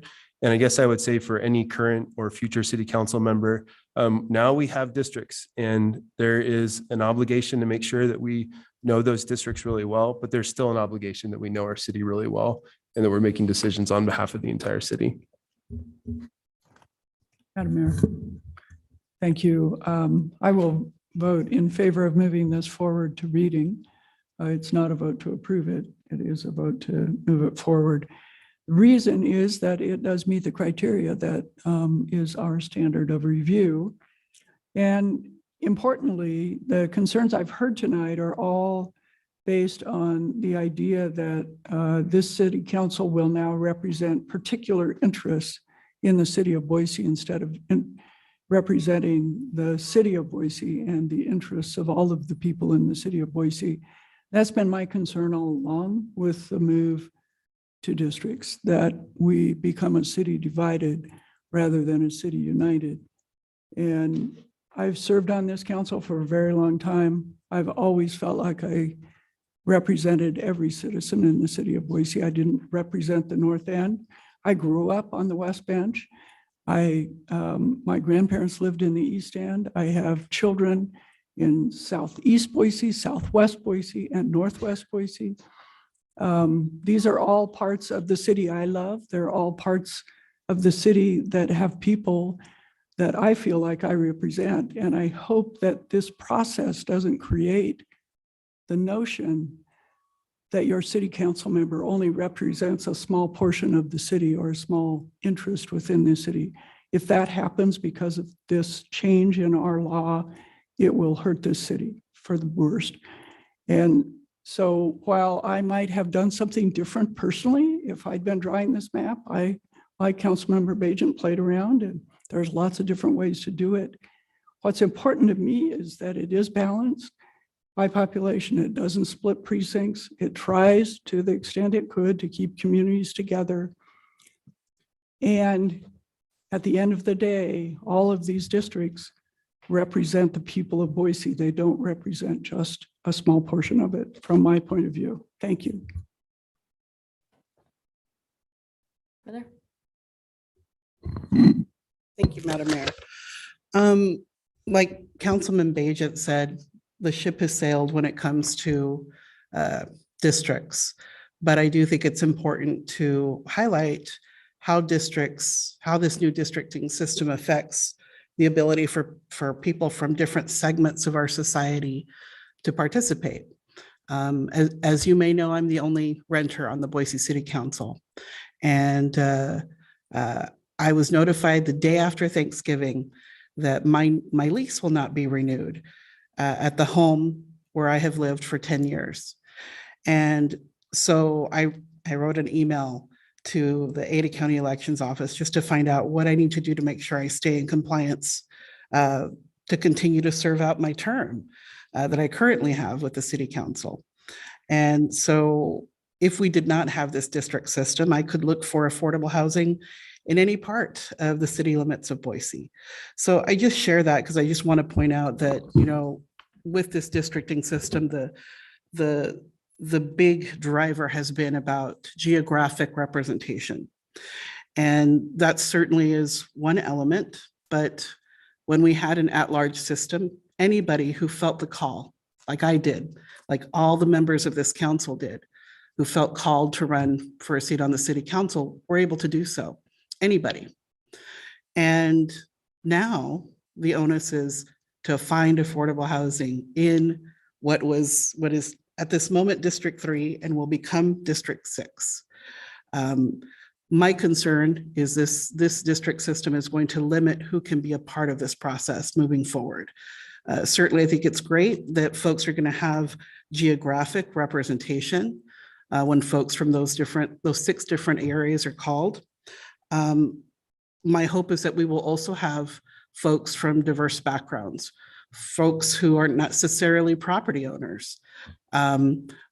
But this is a good example of how this districting system can limit someone's ability to serve. I'm fortunate. I have somebody who lives within my district who has offered me housing. But you know, it's stressful. It's an unnecessary stressor that property owners really don't have to worry about, but renters do. And I think our council is better for having people from diverse backgrounds, diverse lived experiences to be able to offer those perspectives. The system was never built for one type of person. And the reason we have diverse members of our community is because we want this system to evolve and change in a way that's going to meet everyone's needs, not just folks who are property owners, but for example, the growing segment of our population that call themselves renters, people from our community who work multiple part-time jobs to make it, voices that we need to see participating in municipal government, but who may be hindered as we put up these barriers, because you might not see it as a barrier to have districts, but folks who come from those backgrounds may see that as yet another barrier to having their voice heard on the Boise City Council. So despite all that, I appreciate the efforts of the Districting Commission. I know it is a thankless job, but I watched the YouTube videos and was really grateful for the seriousness that folks brought to the work. And I do wish the system had worked better for the public. I don't think that the public feels like they can trust us when they run into those barriers. So hopefully the next time we do this, the software will be better so that folks can feel that they can be more engaged in the process. Yeah, I will be voting in support of map 11. Moving on to reading 1. Madam Mayor, thanks for the folks who came and testified tonight. You know, this is an emotional issue because it's where we live, and the heart of our democracy is who represents us. It's the people that go to the grocery store, that, you know, have kids in similar schools, who, you know, drive our streets and who attend our libraries. So it's a very emotional issue for a lot of us because it's the heart of where we've chosen to live in the city. This process is really rough because we have to approve this, and it does feel self-serving. I think obviously I had some concerns with the ordinance and some of the criteria for choosing the commissioners, but at the end of the day, the mayor chose the commissioners, we approved them, and then to Councilmember Wooding's comment, we were hands off. That's probably why you saw us ask so many questions, because we weren't in on this. Anything that we saw was anything that the public saw. So, you know, I think about this and I hear a lot of people from West Boise who are concerned about the map. And I understand that because I'm not a commissioner, but the map that I see, I don't think represents West Boise in a lot of ways. I mean, if I were drawing the map, but I'm not, I wouldn't have it go across the freeway. I think the freeway is a natural line in West Boise.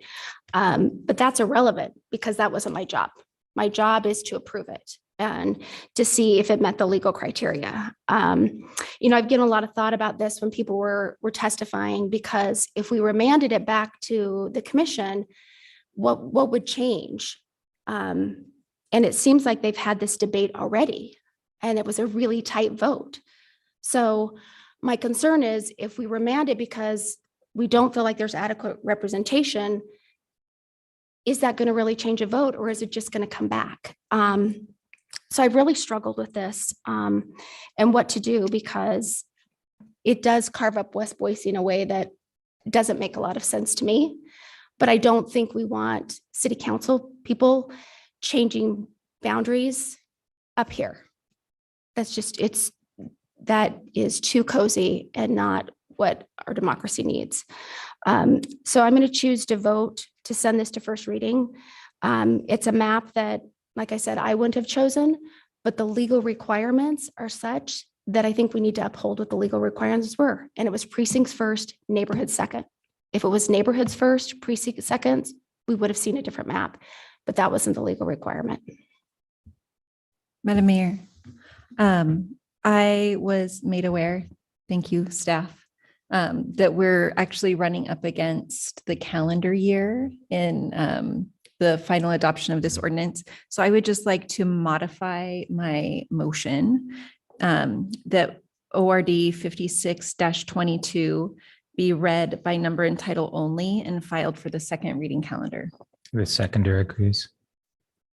And so just to clarify, what that does is, because the council president, you mentioned in your comments that you weren't voting to approve it tonight. You still aren't voting to approve it tonight, but as is typical when we have a public hearing related to an ordinance, which is rare, it can advance to first reading tonight, but then we still next week, second reading, and then the week after that, third reading, and then we all break for the holidays.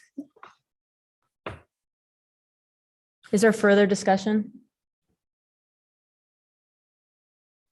All right, clerk. Oh, I should say before the vote, I'm not voting on this. I appreciate the discussion tonight from everybody and the public testimony, not just tonight, but throughout, and the amount of people that sent in comments, that submitted maps, that really actively participated in our democracy. I mean, I just think it's a really special thing. And so appreciate all the work and honestly how seriously our council members took it, given that it has implications for many of the people up here. And you all stayed true to the commitment we made that we weren't going to be involved in it. And that shows with the maps and the comments tonight, and I appreciate that too. So with that, clerk, you call the roll. Willetts. Yes. Whittings. Yes. Agent. Yes. Clegg. Yes. Halliburton. Yes. Sanchez. Yes. All in favor, motion carries. ORD 56-22, an ordinance adopting the Boise districting plan, providing a copy of the plan which includes a map of the Boise City Council seat districts and respective boundaries, providing a copy of the Boise Districting Commissioner staff report which details the process and procedure used to create and certify the Boise districting plan, and providing an effective date. Okay, so that's that for that one. Typically, we take an action after reading. Thank you. We're going to take a 10-minute break before I think we've just got one more item on it's 2 items on the agenda. Well, we'll take a 10-minute break and then we'll move into the next one.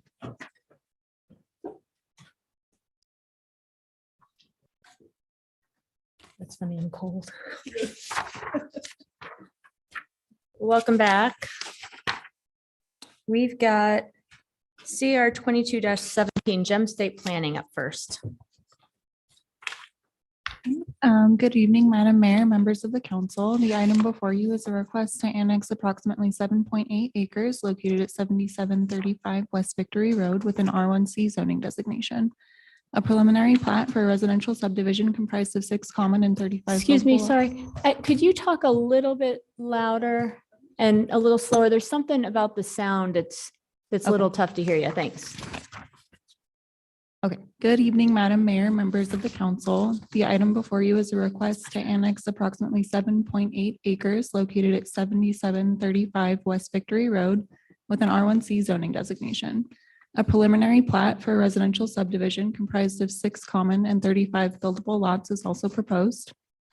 The site abuts Boise city limits to the north and southwest, and the cost of extending city services to the development are anticipated to be minimal. The proposed R1C zone is compatible with the site's suburban land use designation, and the proposed density of approximately 4.5 units per acre is consistent with the existing subdivisions to the west and south. One public street is proposed. It will extend south from Victory Road, connect to Jupiter Avenue to the west, and stub to the east in 2 locations to provide future opportunities for connectivity. Curb, gutter, and detached sidewalks with street trees are proposed along the new street as shown on this slide. The applicant proposes to preserve the existing attached sidewalk along Victory Road, as ACHD has a future planned project along Victory Road that will include enhanced pedestrian and bicycle improvements. The buildable lots within the subdivision are clustered away from the southwestern portion of the site to allow the area within the floodplain to remain undeveloped. At their October 3rd hearing, the Planning and Zoning Commission approved the associated planned unit development application. Following that hearing, the applicant submitted a revised landscape plan shown on this slide, which has been reviewed and approved by the Community Forestry Department. The revised plan adequately mitigates for the existing trees which will be removed from the site during development. Written comments and verbal testimony were received from neighbors of the site who expressed concern regarding the project's compatibility with the adjacent neighborhoods and its potential to adversely impact the existing residents of the area. The full comments are included in your packets and are summarized on this slide. However, the Planning and Zoning Commission ultimately found that the project complied with all annexation and subdivision requirements.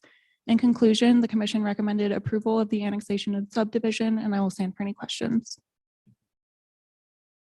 Do we have any questions for staff? Madam Mayor, Yes. the southwest corner of this property is part of the wetlands of 5 Mile Creek. And I see some landscaping shown there. I don't see any opportunity for a future pathway along there, if that is ever a potential. And I think it is along this. And I wonder, I didn't see any comments about that in the packet. If I missed them, I apologize, but I wonder if that was talked about at staff level. Madam Mayor, Council President Clegg, that is an item that was discussed at the Planning and Zoning Commission hearing. And I do have this image here that shows the proposed roads with this subdivision, along with a future connection that would come through when the adjacent parcel to the east was developed. And that would provide connections into existing and proposed pathways. Okay, so the connection was talked about into that. Yes. All right, thank you. Anything further? All right, Jane, welcome. Jane Suggs, the applicant. And do we have somebody from South Cole here still? Okay. And anybody planning on testifying on this? I didn't think so. All right. Thank you very much. Good evening, Mayor, City Council members, staff, and guests. Jane Suggs with Gem State Planning, representing Callisto Heights. The address is 9839 Cable Car Street. That's me. I'm pleased to present Callisto Heights. It's a subdivision located at 7735 West Victory Road, just west of Cole Road. And I think Sabrina did a really good job of giving you an overview, and the staff report was very thorough. And I'm going to try to do this without turning something off. Okay. What do I point to? Oh. What am I doing? Oh, there we go. Thank you. This is our landscape rendering. We do appreciate working with the staff, and we're very pleased with the Planning and Zoning Commission's unanimous approval of our PUD and their recommendation to approve the annexation of the property with an R1C zone and our preliminary plat for 35 home lots. We have reviewed, and you'll see in the packet that we updated our landscape plan to reflect the information we received from Parks, and we've reviewed that with the forester, and he's approved that. We have now received an ACHD staff report, and we agree with all the conditions in the ACHD staff report, and we agree with all the conditions of approval in the city's staff report. So you can relax, because I agree with everything the city and ACHD has asked us to do. I will tell you right now, in the interest of time, because you've already been here for quite a while, I can stop right here and answer any questions you have. I do have a few other things I can show you about the comprehensive plan and our plat, and some even examples of houses. But if you want to move this forward, since I believe we've already satisfied our neighbors, we made some changes to our plat. It looks like we've got one question. Yes, I thank you. had one question in terms of how is this defined, whether it's medium density or high density? This is medium density in your comprehensive plan. Thank you. So, yeah, medium density. Madam Mayor. Yes. Jane, just real quickly, first of all, I appreciate the connectivity to the east that hopefully will happen someday. And just want to make sure that while I see the pathway, that the treatment of that land along the edge of the wetland, that hopefully at some point that actually gets developed in a way that is more like natural wetland than landscape park area. And I wondered if you could speak to that. Yes, I can. Okay, I'm pushing a button, but I'm not sure. Let's go to the landscape. Well, I have a landscape plan. Keep going. There, and there's one more landscape plan after that. There you go. So we plan to leave that whole corner natural. We do have some trees located in the area that's considered not floodway, floodplain, but up a little higher, that's right behind. And we added those trees as part of our tree mitigation plan. We were asked to add some in that location, so with the forester. So, but we do plan on mostly keeping that southwest corner as a natural area. We won't be landscaping it. We don't have a pathway through it, so it will be kind of generally a holding area, because we need those next to our floodways. And then one follow-up, in the future, if there ends up being a pathway along 5 Mile Creek, is there consideration in the plan to connect your pathway to that natural area, to whatever pathway might be there? If there's not an easement and there's not a particular call out for that, my fear is that we've had other neighborhoods say, oh, I don't want to be connected to that because those people might come here. Right. I don't think we'd be opposed to that. It will be fenced off for now. For now, but if you want to add a condition that says that our little pathway, which runs between the lots to that location, and it's a short distance to be off the property and in that natural area, in the floodplain, that would be fine if you just call out and say that easement. And that would also be an opportunity to provide connection to that neighborhood to the south that otherwise doesn't exist without going all the way around on the arterials. Right. And you would have to connect to the east and then go Yeah. down. Yeah, if that happens. But I believe that neighborhood to the south is all fenced off too. So that's the, But Yeah. there is access to the creek. yeah. From Yes, I it. think so. I think Yes, so. I know there is. Okay. Yeah, thank you. Yeah. So that could be an added condition that we add an opportunity for an easement to connect to a pathway if that occurs. If the pathway occurs. Right. Thank you. And we would, I request, just without going further and showing you a bunch of pictures, I very respectfully request your approval of our annexation and preliminary plat with that added condition.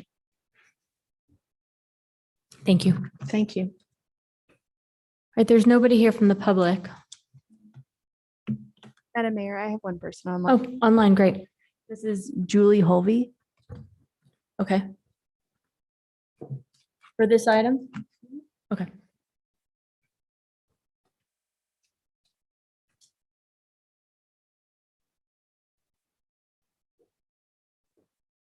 Julie, welcome. Oh, thank you. Can you hear me? Yes. Yes.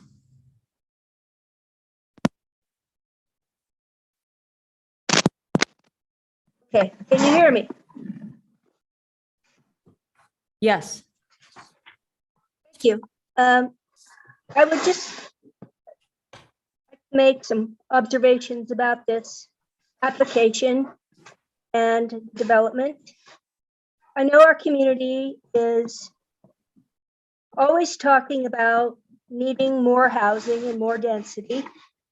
And I'm not sure what the right answer to that is ultimately, other than where opportunities exist to create more density in areas that are fairly dense and fairly commercial and are served by big roadways. Why aren't we doing that?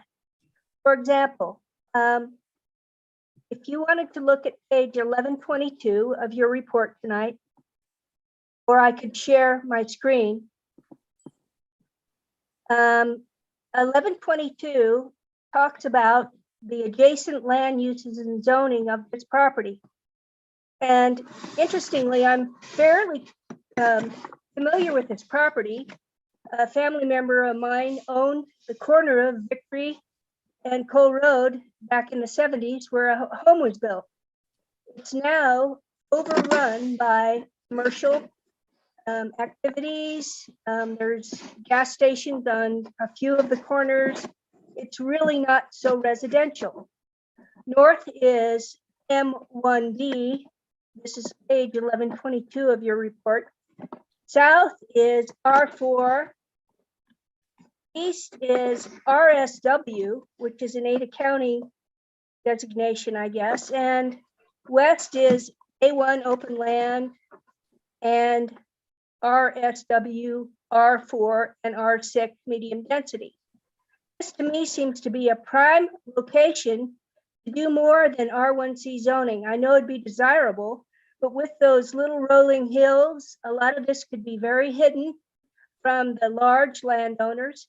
Why don't you, the city and the applicant and the planning people talk about making this all duplexes, or even making it a zoning designation that is more dense than R1C. You don't need roads. There's plenty of employment. There's plenty of connectivity. And I just feel like as much as I hear from my neighborhood area that you need density, I'm wondering why you aren't asking for density here, and why the developer wouldn't appreciate density for their financial interest. So that's my comment. Thank you very much, everybody. Thanks, Julie. Anybody further to testify? All right, come on up. Thank you again, Mayor, Council, Jane Suggs, representing Callisto Heights. Wow, that's a first. Somebody wanting more density, that's good. In fact, we wanted to make sure that we were kind of compatible to the people who were already there in a subdivision to the west. So if I can, well, I'll need, there you go. There shows the Jupiter, which is the subdivision, and that was developed in the county. So it had an R4 and an R6 zone, 4 units to an acre, 6 units to an acre. We're at 4.5 or 4.6, and we wanted to be very compatible to them. And I believe this is best served for the single family, but we do have a nice mix of houses. We have our larger lots down on the south side and some 36-foot wide lots. That means 26-foot wide homes as you drive in on the main street. And I can show you some examples of those homes as well. We just think that that's a compatible land use. There are 2 larger properties that are just kind of surrounded by us. I don't know that they will ever redevelop. We were told that they probably would not. So we're just trying to be compatible to some of the things that are already there, because we did get pushback from some of the neighbors about compatibility because they live there and they're next door to it and we're tying into them. You might, can't seem to make this work. So, oh, that's the park we're going to do right there in the middle. So there's a little neighborhood park that I think will be enjoyed by the people, not only in our neighborhood, but the one adjacent to us. And then we'll go on a little further. And oh, this is one of the locations where we had 4 units in that curve. But the neighbor that we back up to was concerned about having side yard setbacks so close. So that's when we actually lost a lot, so that we could put in, those lots are 140 feet deep. So we have big backyards and some separation from the house that's already there. So we wanted to do that to, after we met with the neighborhood association and the neighbors during our meeting, we changed that. So that actually is just 1 lot we lost, but it changes the density a little bit. And then we'll go on and look at, there's some of the houses on the 36-foot wide lots. We've got a few of those, and those actually provide a really, they're you can see they're 1,600, 1,400 square feet. They're perfect for, and 3 bedrooms. So they're really nice. And I think those prices are going to be coming down too, which is good. And we keep going. We have some standard, there, even 1 story is cute. That's my favorite house. It's a 2-story. It's on a 50-foot wide lot or something very similar to that. And then we have some larger lots that have 3-car garages. And I think that's kind of nice in one neighborhood to have all those different opportunities for housing. It's not apartments, but that doesn't mean that somebody might buy one of those and rent them. And so it gives that possibility as well. We just think that this is compatible to not only the comprehensive plan, but also the existing homes in the area. Madam Mayor. Jane, I didn't catch, how much will these go for? Like, what's the price point? Do you know? You're asking me to judge what houses are going to cost a couple of years from now. I can't tell you what's going to happen next week. So That's can't, fair. I'm sorry. I cannot When, go well, there. tell me, when would these come on board or online? If the market bears, and it may, because we're in Boise versus some of the other jurisdictions where I work, if we get approval, we'll be doing construction drawings over through the winter time. I mean, we could be doing subdivision work as early as next year, next summer. So utilities and streets. So it means in the market we had, that would mean houses would be going up next fall. Right now, it's really hard to say. I've had projects in other jurisdictions actually being pulled after they've been approved, and we're just not going to go forward with them for a while, just because the market is so. And these are Corey Barton homes, and he does have several hundred homes on the market right now, and so I'm sure he's going to be wanting to do that before he builds these. But it also is Boise, so a very, very good market right now in Boise. I think very, very much still a good market. Madam Mayor. Thanks, Jane. I think this is a really nice little infill neighborhood and suits the area well. One thing that we've been talking about as part of our zoning code rewrite is looking at the form of homes and making sure that they're really pedestrian friendly. I noticed that these have wide driveways, protruding garages. What is the thinking behind designing a neighborhood in that way versus one that's a little bit more pedestrian friendly and front door forward? People want garages, so you'd have to build alleyways, which increases the price. So that becomes a problem in certain jurisdictions and certain locations. And the geometry of this particular site would not really lend itself to do alleyways and a main street. We do have separated sidewalks, however, so that really adds to the pedestrian friendliness of the neighborhood. And we've lined that, of course, the 8-foot planting strip with street trees, and we have trees in the yards. So, I mean, I believe for what it is, it's very pedestrian friendly, given the geometry of the site. Madam Mayor, I'm just going to clarify. Yeah. I'm not talking about putting alley loaded garages. I'm just talking about bringing the frontage of the garage back and the front door of the home forward, and just designing the front of the home in a little bit more pedestrian friendly way, which I think you see in a lot of other cities. But this seems pretty common in Boise. I don't think it's our best day. So any consideration that can be given there. And I think that you'll see a lot of that in our zoning rewrite too. Thank you very much, Councilmember Woodings. I can appreciate that too, coming from another jurisdiction, another part of the country where we would never let anybody see the front of our garage. We had to be a side load garage. But no, that is an architectural thing, and it is the builder's designs, and almost all of the builder's designs have that front garage. And it's just a way of designing to put more space in the house. Otherwise you have, I don't know, there's just some geometry again of house. I'm not an architect, but he has architects working on that daily to do different types of designs and add value to the lot and the homes.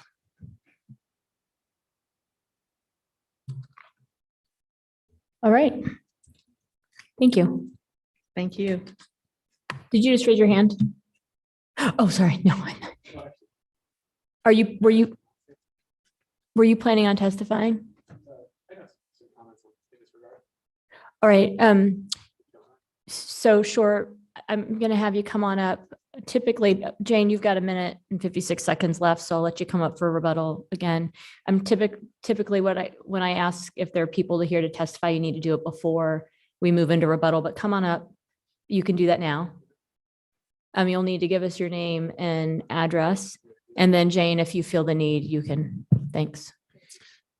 Hello, Mayor, Council. My name is Matthew Walker. I work as a part-time political consultant. I've got a friend in California that I've been helping. And after he won his election, I got kind of inspired to get more involved around here. So here I am. I have nothing intrinsically of interest with this ordinance. However, one of the things that I've been talking to at length with my friend in regard to affordable housing is the act of taking retail spaces that are being abandoned. We're running as a country into actually as the world as a whole is running into another recession, it's looking like. And unfortunately, one part of that is going to be, we're going to probably see a lot of commercial spaces starting to be emptied over the next year or so, if this happens to be the case, that we run into another recession.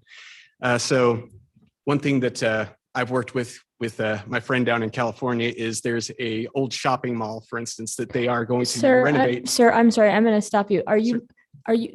This is time to give comments on this item in particular. Okay. Yeah. Now, this is something bigger within affordable housing. But sure. not So exactly what on I'd this one. ask is if we'd love to hear your feedback on affordable housing in general, not in a public hearing on another item. We can't mix the records. You're welcome also to send suggestions. We've got a team of folks that are, love to vet policies from the public that we ought to be looking at for the city. Wonderful. Thank you. All right. Thank you very much. Okay. With that, I'm going to close the public hearing. Madam Mayor, I move that we approve CAR 2217 Gem State Planning 7735 West Victory Way, the annexation of approximately 7.8 acres with an R1C zoning designation. And I will, when I make the motion on the subdivision, talk about the condition for the pathway. Second. We have a motion and a second discussion. Madam Mayor, just note that this is, I think, a good little infill site for the kind of housing that's proposed. I appreciate the testimony asking for more density. There will be a lot of density very near here on the school district ground. And I think this is a good mix of housing type near that. Further? All right, clerk? Willetts. Yes. Whittings. Yes. Bajent. Yes. Clegg. Yes. Halliburton. Yes. Sanchez. Yes. All in favor, motion carries. Madam Mayor, I move approval of Callisto Heights subdivision SUB 2252 Boise City preliminary plat for a residential subdivision with 35 buildable lots in an R1C with the added condition that the pathway to the natural open space area on the southwest have a easement that would connect it to a pathway along 5 Mile Creek if such a pathway is ever established. Second. We have an emotion and a second. Further discussion? All right, clerk, we call the roll? Willetts. Yes. Whittings. Yes. Bajent. Yes. Clegg. Yes. Halliburton. Yes. Sanchez. Yes. All in favor, motion carries. Thank you. All right, next we've got CR 22-14 on Victory Road. Welcome, Delaney. So we've got staff, the applicant, the neighborhood association, Vista. Are you here for that? Great. Public, Tammy, welcome. And then, okay, it's the two of you that have signed up. If anybody is online for this one, raise your hands and let us know, and we'll call you after we take care of folks here in the room. And with that, go ahead when you're ready.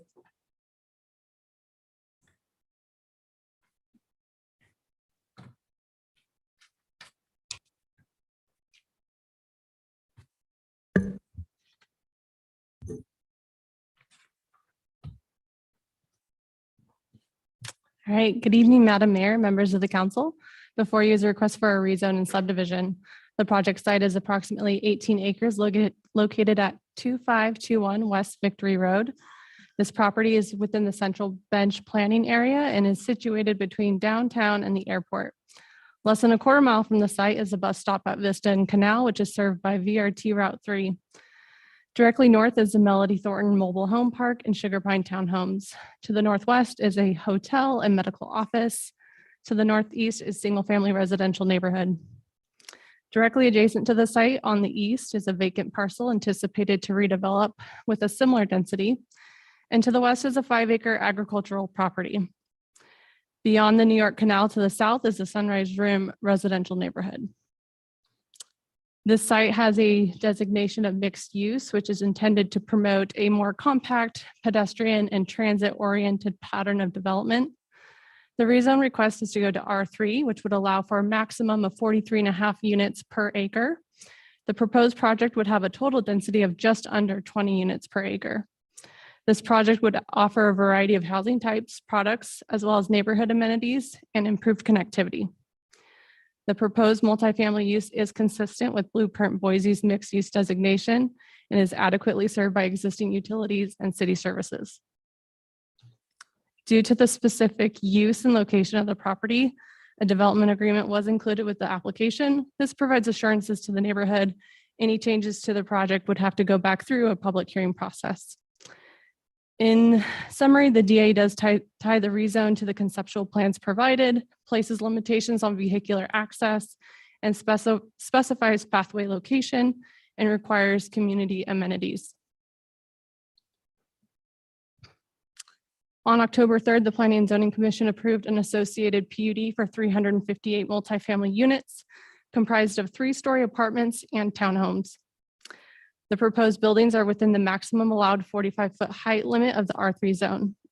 The proposed elevations provide a mix of architectural interest, and the buildings are situated to provide street activation with either front doors or patios facing the road. The project meets all the requirements of both the vehicle and bicycle parking provided on site. On-site amenities include a community clubhouse, fitness facility, swimming pool, playground, dog park, dog washing station, community garden, and several pocket parks. In addition, the site is providing community amenities, which include a food truck park situated along the shared multimodal pathway, pocket parks, and the pathway that connects along the south on New York Canal, and then up on the western property to Victory Road. With this request, there is an included preliminary plat for a residential subdivision. It is comprised of 3 buildable lots, 1 common lot. The subdivision request is to allow for the extension and development of public roads through the project. The site plan proposes 2 stub streets extending to the east, 1 stub to the west, and 2 public street connections to Victory running north to south. This public street network is a vital piece to provide adequate access and future connectivity to the surrounding neighborhood. Public comments were received. In general, those comments detail concerns with traffic increase, safety concerns, and compatibility with the existing neighborhood. The planning team points to the improvements being proposed by the applicant, which include widening Victory Road, providing detached sidewalks along Victory Road, also providing the multimodal pathway connections to improve overall connectivity and safety for both pedestrians and cyclists in the area. In terms of compatibility, the site is designated mixed use and is intended for this higher density development. Agency comments were received. ACHD overall reviewed and accepted the provided TIS. Concerns at the Planning and Zoning Commission were brought up regarding a pedestrian crosswalk over Victory Road. Staff has had the opportunity to meet with ACHD to discuss a potential crosswalk over Victory. ACHD indicated that that is a possibility, but would ultimately need to go back for design and location for further analysis with ACHD. All in all, the Planning and Zoning Commission recommended approval, and what's before you tonight is a final decision for the rezone and sub, and I'll stand for any questions. Madam Mayor, there was some conversations, at least in the notes, for the Planning and Zoning Commission about a railroad crossing. And I wasn't quite sure that I completely understood that conversation. So I was wondering if you could just maybe loop us in on that. Sure. I was hoping that I don't have a map that's zoomed out enough to point to that, but Madam Mayor and Councilmember Halliburton, there is a railroad crossing on Victory further east off-site of this development. That discussion was regarding whether or not this project would be required mitigation to improve that crossing. All in all, we reviewed that. The TIS did not recommend that as a mitigation. ACHD did not recommend that as mitigation.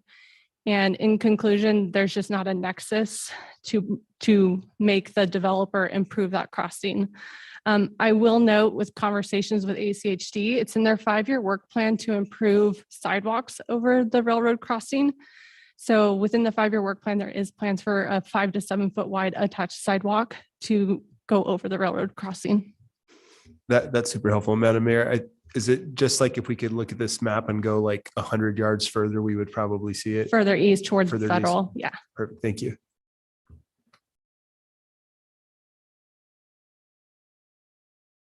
Anything further? Madam Mayor? Yeah, go ahead. Thank you. So first of all, I appreciate the connectivity, or at least the future connectivity. My biggest question is, as this property sat there over the years, there's always been some expectation that there would be a park somewhere. It's a big enough property, and as I see what's being proposed here, I don't see any proposal for a park in it, and wondered, I know that there's been suggestion that the property to the east is a good site for that, but I don't believe that this developer owns that property. What's the Parks Department's response on that? Yeah, Madam Mayor, Councilmember Clegg, with this particular development, what we're seeing on site are smaller pocket parks, community amenities, open space, and the pathway. In regards to a more dedicated or regional park, Parks has explored the property adjacent to the west, which is currently under private ownership. So I think those negotiations are ongoing, but that parcel about 5 to 6 acres to the west would be identified as a potential park location. Okay, thank you. And so, yeah, to be clear, it's a neighborhood park. Yes, it would be 5 or 6 acres, but it's still neighborhood size. It's not regional. Regional would be much bigger.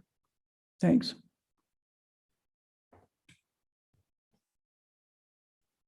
All right, we'll go ahead and hear from the applicant.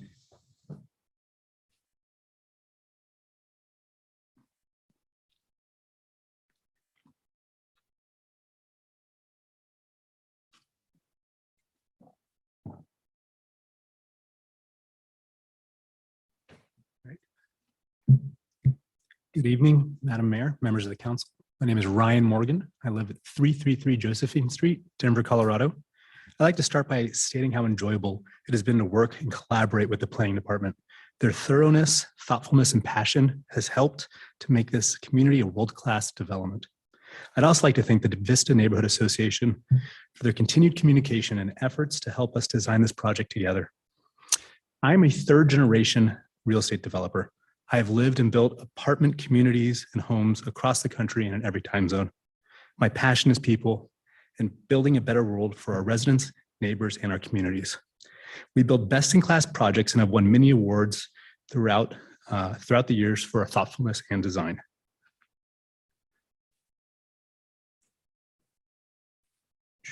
I'll change that for you. Thank you. 2 examples are Inspire South Park in Charlotte, North Carolina, where we were awarded Development of the Year in Charlotte, and Spoke in Chicago, Illinois, where we won Project Amenities of the Year by Multifamily Magazine across the United States. Thank you.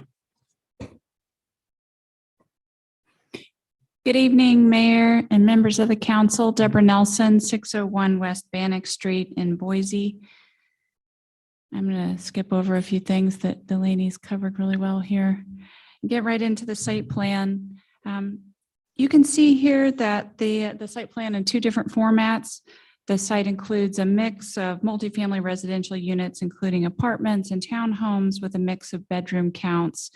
The applicant worked closely with planning staff and incorporated their design input, including to pull the buildings closer to the street with a reduced 10-foot setback that the commission approved, and to use public streets arranged in a grid with detached sidewalks and street trees to create a walkable urban feel.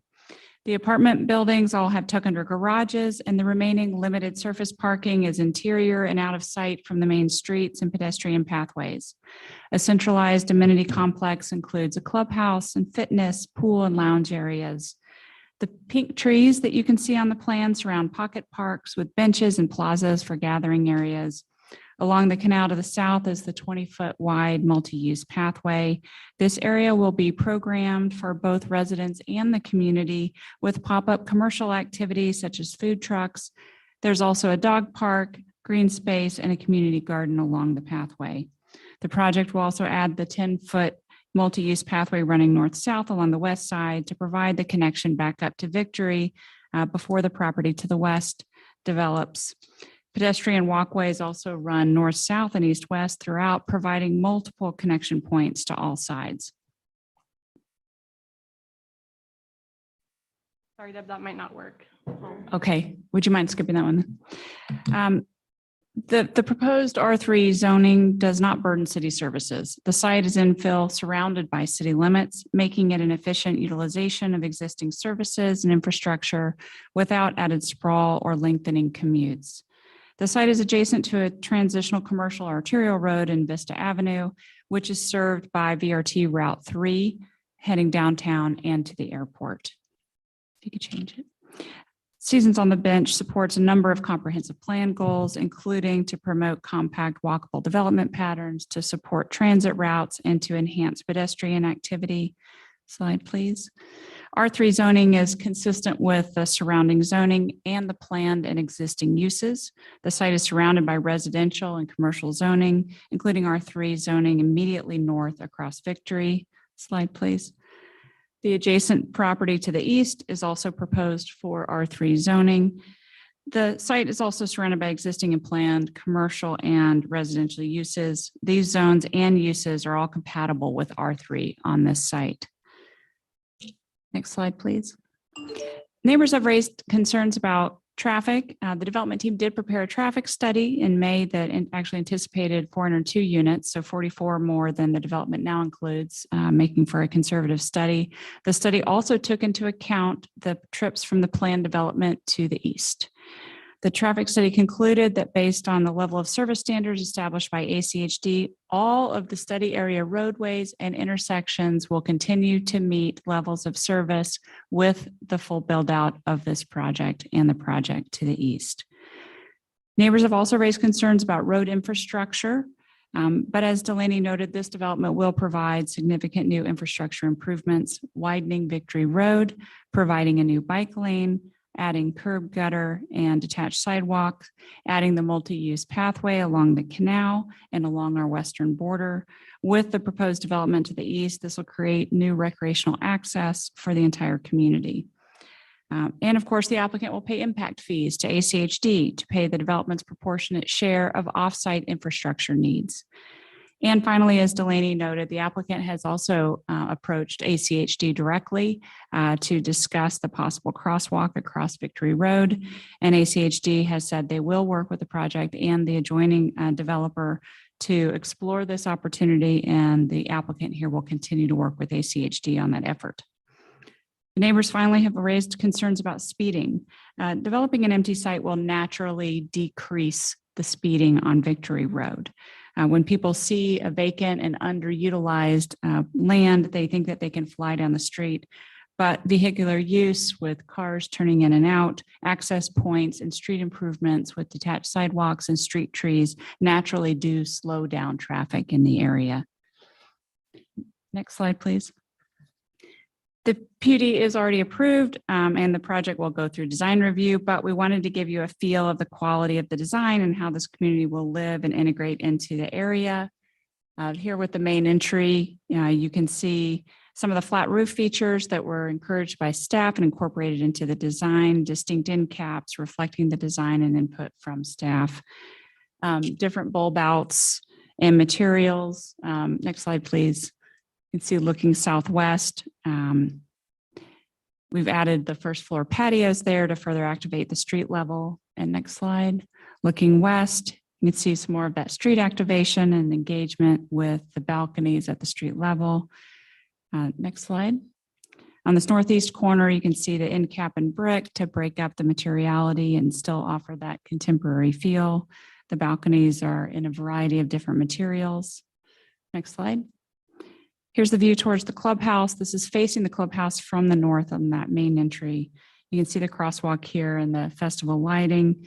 This creates a gathering space both inside and out in that centralized amenity area. Next slide. And here you can see the pool, the courtyard, the leasing center, the club room, the fitness area. Next slide. Here you can see some of the renderings that have been put together to illustrate some of the gathering spaces, the key gathering spaces within the development. This is a pocket park view. You can see the pink trees that I highlighted on the site plan, one of the many pocket parks, centralized to the site with seating and pavers and landscaping. Next slide. And here is the food truck park area that's along the 20-foot wide pathway, creating additional public access into the site. The programming will include food trucks and similar pop-up commercial activity to serve residents in the community. As you look further to the west, then you can see the dog park, and beyond that, the green space with seating and gathering areas. Next slide, please. Which continue to provide space to eat the food from the food trucks, to gather, to play. And again, further west, you can see the community garden. Seasons on the Bench will provide quality rental housing in an infill area in compliance with your code and with your comprehensive plan. And we thank you for your consideration and ask for your approval of the rezone and preliminary plat. Thank you. Are there questions? Madam Mayor. So I think in some of the public emails that were sent, there were some concerns that were brought up about speed limit. And I'm trying to remember, I think that they said the speed limit was 40 miles an hour, but there were sometimes people driving 50. Is it 40 miles an hour road? Was it 45? Madam Mayor, Council Member Halliburton, Victory Road is posted as 25 miles per hour. in front of the development is 25? for the stretch. Perfect. Okay, that answers my question of, did ACHD consider lowering the speed limit with all the additional activity that's going to be in that area? So good to know. I just had a meeting with the Bureau of Reclamation earlier, and they were talking about developments that are along the New York Canal. Have you been in conversation with the folks managing the New York Canal in your area? Madam Mayor, Councilmember Halliburton, no, I am aware of the effort to put bike lanes along canals though, and it's very exciting, but no, it sounds like they have not talked to them yet. The conversation, I would encourage you to have it with them. Yes, is the working with us on some of the pathways, but also development that goes along the canal and the types of stuff that is planted along that canal easement area, even though it may be owned by the property owner. So my encouragement would be for you to reach out to the irrigation district to talk to them about any type of planting that would take place on the other side of that multi-use path. Noted. Thank you. Madam Mayor. Thanks, Deb. I have a couple of questions that I'm not able to find the answers to along Victory. Will there be vehicle parking on Victory? No street parking along there? Madam Mayor, Councilmember Woodings, I did not think there was parking allowed on Victory Road. Let me see if I can find that really quickly. It's just a really great way to slow down cars. Yeah, To allow I on-street parking. agree. It is a collector road, and with the improvements with the widening and the bike lanes, I don't believe you're adding on-street parking there. I don't believe that is part of the streetscape that's approved by ACHD there. Okay. Then my next question, and I think it's just something a little bit wonky with the rendering, is it shows on that crossing that's like if you're on Victory going into the subdivision, Yes. there's a pedestrian crossing. It looks like there's a little pedestrian island there. Will the sidewalk go across that island? Because right now it looks like a grass island that you would have to like stomp through grass to get across it. So will it have like a little pedestrian refuge on it? Madam Mayor, Councilmember Woodings, I think you're referring to the paver area that is to delineate the crosswalks. And I don't know if Delaney, you might be able to flip back to Oh, it is so we that can a make sure paver we're talking area? about the same thing. Back toward where you see the lighting across Yeah, in right front. there. Yeah. So there is an intersection there of the public streets from the main street that comes in, and then the cross street that goes east-west that will provide connectivity in both directions to our east and western property boundaries. And so they're in some of the elevations there, the developer has tried to show how they will make that a safe crosswalk internal to the site by using decorative paving there. So there will be crosswalks delineated across those roadways, and just try to create that as a pedestrian safe feeling area. I understand that, but do you see that little island of grass in the middle of that? Oh, crosswalk? the boulevard entrance island. I do see that. I see what you're talking about now. That will be landscaped appropriately, I assume. Would you like it not to be sod? Well, it would just be great if it was traversable by pedestrians. And so, accessible and all of those things. Okay, yes, and to include a walking path through there. I'm sorry, I didn't understand which patch you were talking about. Madam Mayor, Deb, this is a really beautiful development. I'm curious, I didn't see any playground equipment or things that were directed to children. Is that included in the design at all?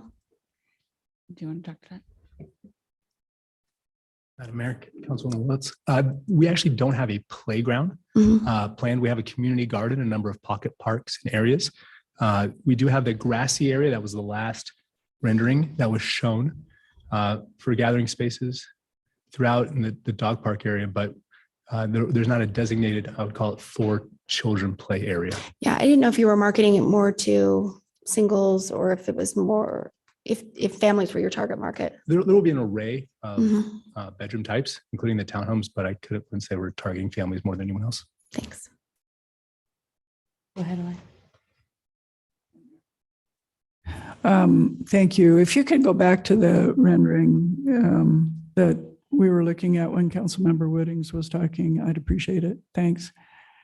So a couple of things. I know there was a lot of, first of all, there is not a good section of what is going to happen on Victory Road in our packet. So Councilmember Whitting's question is one that I have as well. What is the finished width of the pavement on Victory going to be? What's the section going to look like? What are the lane widths going to be? Is the bike lane going to be protected, or is it just going to be striped? I have no idea. Madam Mayor, Councilmember Clegg, at least from the looking at ACHD's report, I can tell you what they've said about Victory Road, that the development will improve Victory Road abutting the site with an 11.5-foot wide travel lane, 8.5 feet of pavement for a bike lane, vertical curb gutter, and an 8-foot wide landscape strip, and a 5-foot wide detached concrete sidewalk with dedicated additional right-of-way from the center line to a total of 35.5 feet. So I do believe that means there is not on-street parking there. It is designated in the master street map, at ACHD's master street map, as a traditional neighborhood collector with 2 lanes, on-street bike lanes, and 36-foot street section. So it is planned, the development mirrors what their designation is for this roadway. Okay, and did you say attached? And I'm also Detached. Okay, detached. I was going to say I thought I understood they were detached. So I do understand that their existing master street map calls for that section. 11.5-foot lanes will encourage speeding.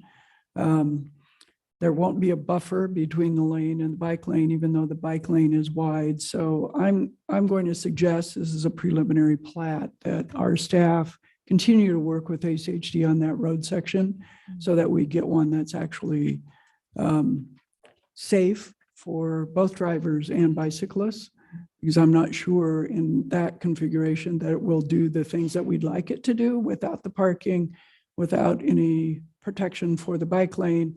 I think typically it will just look like a very wide street that most people will speed on. So just FYI. My bigger question is at the intersection with Helen Street, where you're showing this island. So first of all, yes, that sidewalk should traverse across that island. It can act as a refuge, and that'll be great. You're showing curb extensions inside the development, and I'm wondering why you didn't think about putting a curb extension on Victory at this particular place. And I know we've got bike lanes, so how do you do that? There are ways to do it. You can put a nose of the curb extension and have the bike lane go through it.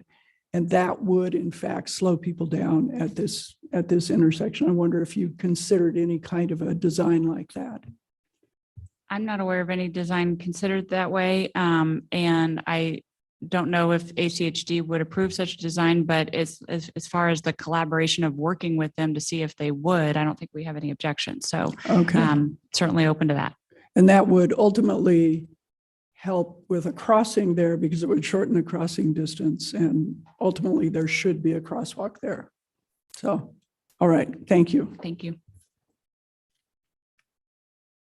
Anything further? Go ahead. Thank you, Madam Mayor. Hey, Deb, I'm just wondering, is there any idea of what these units are going to be going for once they're up and running? I don't know. I don't know if you comment on that.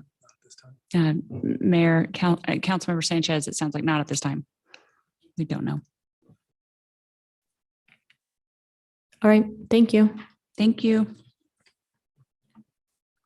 Come on up. The Neighborhood Association. Mr. Kangas, come on. You are next. I just sent you this email that I sent you earlier that has photos of the Malad Railroad crossing and the Victory Railroad crossing. Try to pull it up.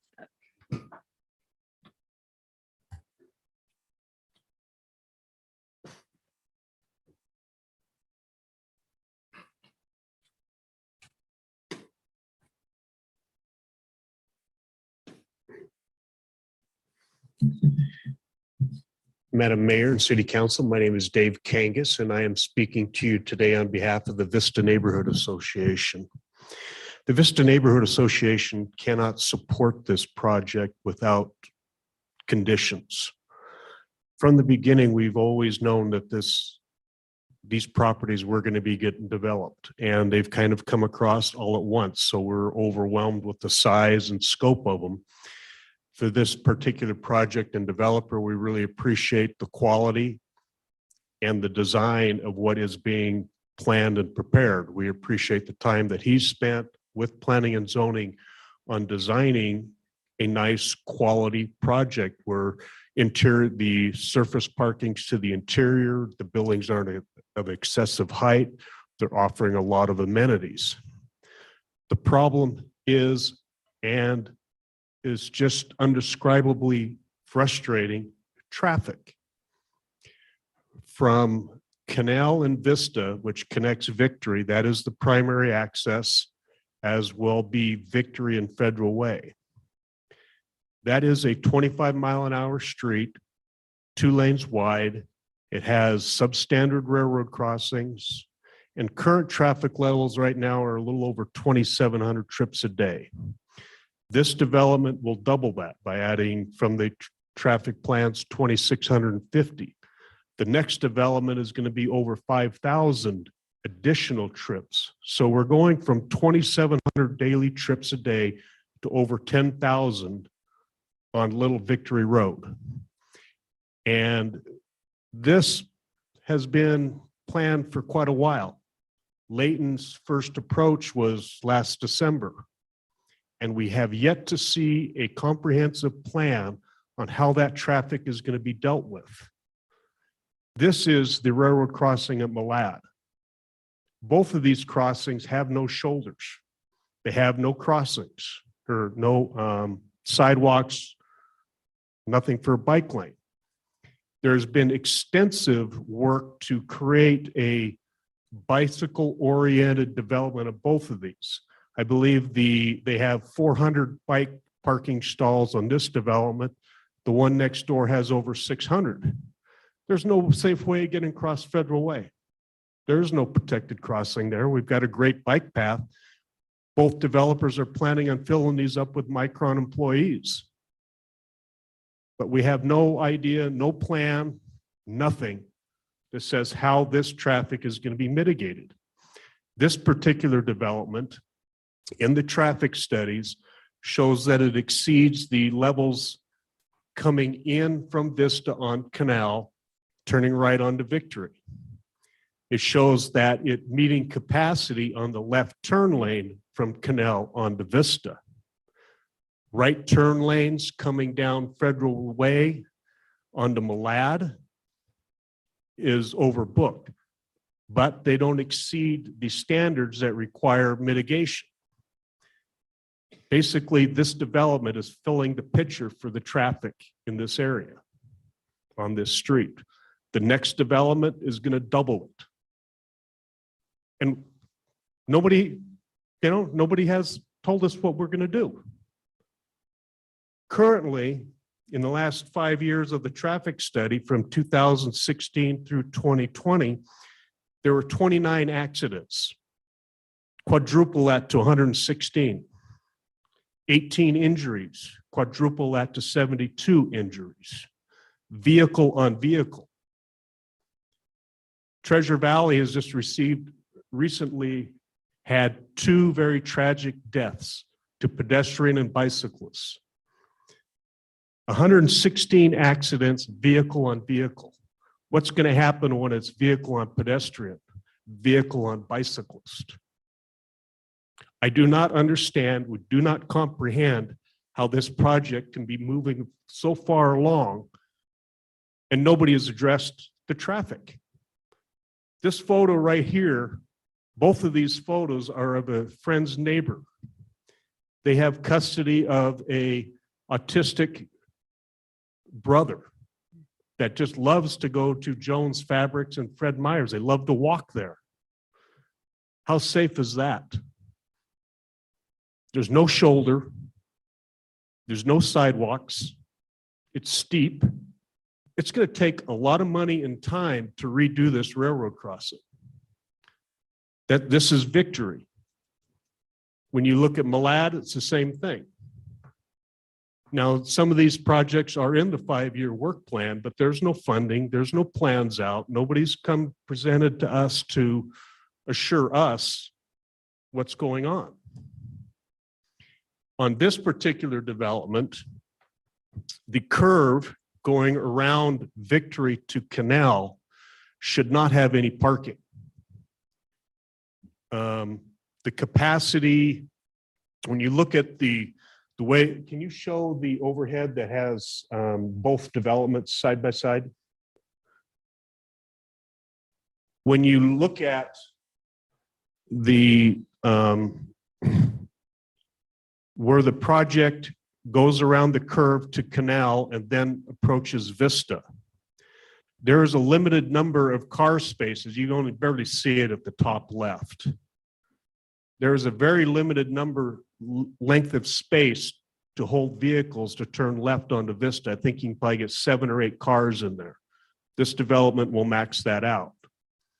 I have asked ACHD to look at restriping Victory going around the curve so there are 2 lanes going west, so that you have 1 lane that'll be the left turn lane onto Vista, and 1 lane can just pull through and turn right onto Vista.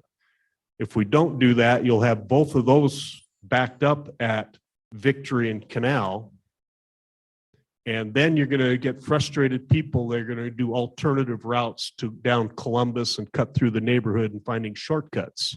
You know, they'll only go through that experience once or twice before they find alternative routes. One of the most frustrating parts about the traffic studies that came out, and these have been out since end of April, 5 months that everybody was just waiting for designs. And the reality is that the designs don't affect the traffic studies. It's basic numbers. We've had 5 months to have somebody come forth and say, let's do something here. Let's figure out how we're going to fix this. It hasn't happened. It didn't happen. Everybody is waiting on someone else. It does not address at all school traffic. Apparently, out of this development and out of the 900 units coming on the next one, nobody has school kids. You know, Columbus is going to be the primary route out of the other development, but some will feed out to this one. And Columbus is also a straight shot to Overland. That's going to turn into a freeway. That's going to be just as, you know, not as bad as Victory, but it's a 20-mile-an-hour neighborhood street. Victory to down Annette to Targhee will be, if you look at the top right, obviously this is on the next development. The top right corner there, that's going to be the primary exit out of that development, and that'll be a straight shot down Annette to Targhee and over to Hawthorne. But nobody's addressed that. I just don't know what else to say. It is mind-boggling. You know, I have to refer back to Elaine's testimony in front of Congress earlier this summer on the drastic increases in traffic deaths across the country and in Idaho particularly. But what are we actually doing about it? How can we move forward at this level to this extent on this larger projects without addressing the streets and safety? We've got a great pathway, bike lanes, everything to get right, you know, promote people to ride, but yeah, just don't get out of the subdivisions. Just ride circles around the subdivision. So the Vista neighborhood just cannot support this project without conditions. And that's really where we stand. Madam Mayor. Dave. Thank you, Dave. And will you take some questions?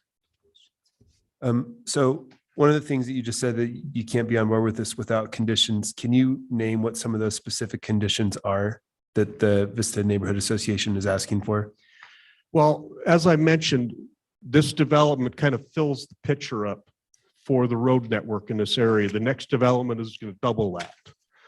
So conditions would be a crosswalk across a protected crosswalk or a raised crosswalk across Victory, because we need something to start slowing traffic down as it comes around the curve. And we need something for the people in this development to be, get safely across Victory. A big issue is getting a light at Malad.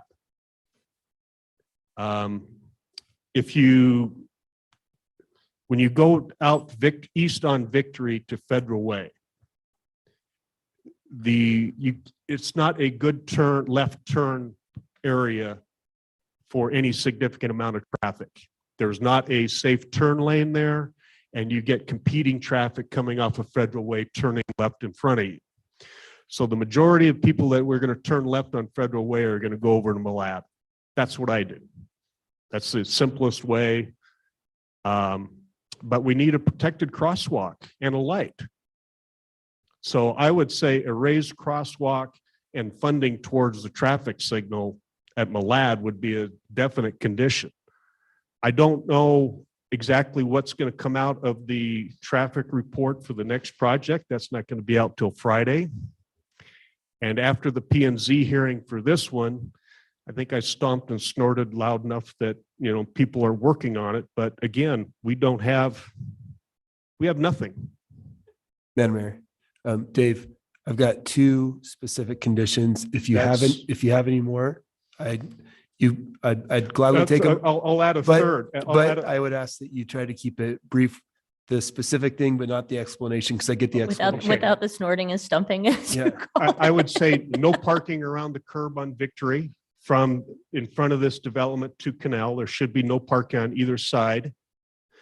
A protected or raised crosswalk and some type of funding towards the signal at Malad and Victory to enhance that and make sure that we can get that moving forward. Thanks, Dave. I appreciate it. Thank you.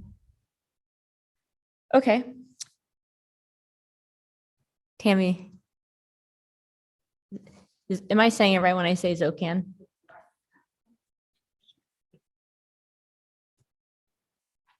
Welcome. Mayor, City Council. Tammy Zokin, 2016 Sunrise Rem Road.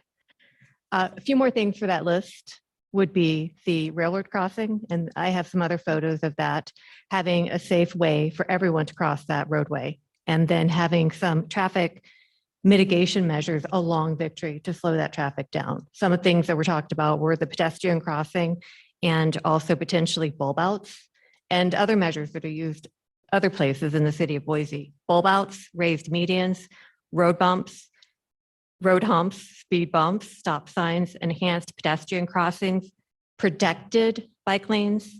These are needed here. These are everywhere else, it seems, in Boise, but here. This development will add 2,652 trips per day to this stretch of West Victory Road. Why aren't safety measures like the ones I listed, the ones that have been raised, the ones that are so common in other parts of Boise, why aren't they part of this project?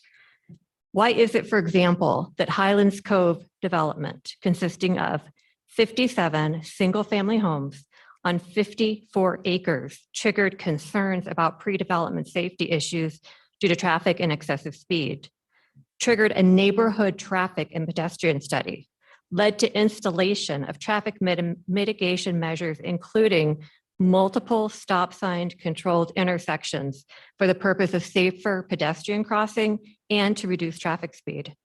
According to ACHD's 2017 report, developers of that Highlands Cove subdivision were obligated to fund additional traffic calming measures in addition to the ones I listed as part of their development requirements. Why, again, this development, more than 2,500 vehicle trips per day will be added to West Victory Road. Why aren't traffic studies? Why aren't mitigation measures deemed necessary for a project like Highlands Cove, not part of this high density project? Referring to the photos in my written comments and shown here, There is no justification that the needed safety mitigation of this extremely dangerous railroad crossing with no shoulder and steep drop-offs is out of scope of this development. The railroad crossing is visible from the development. It's not far away.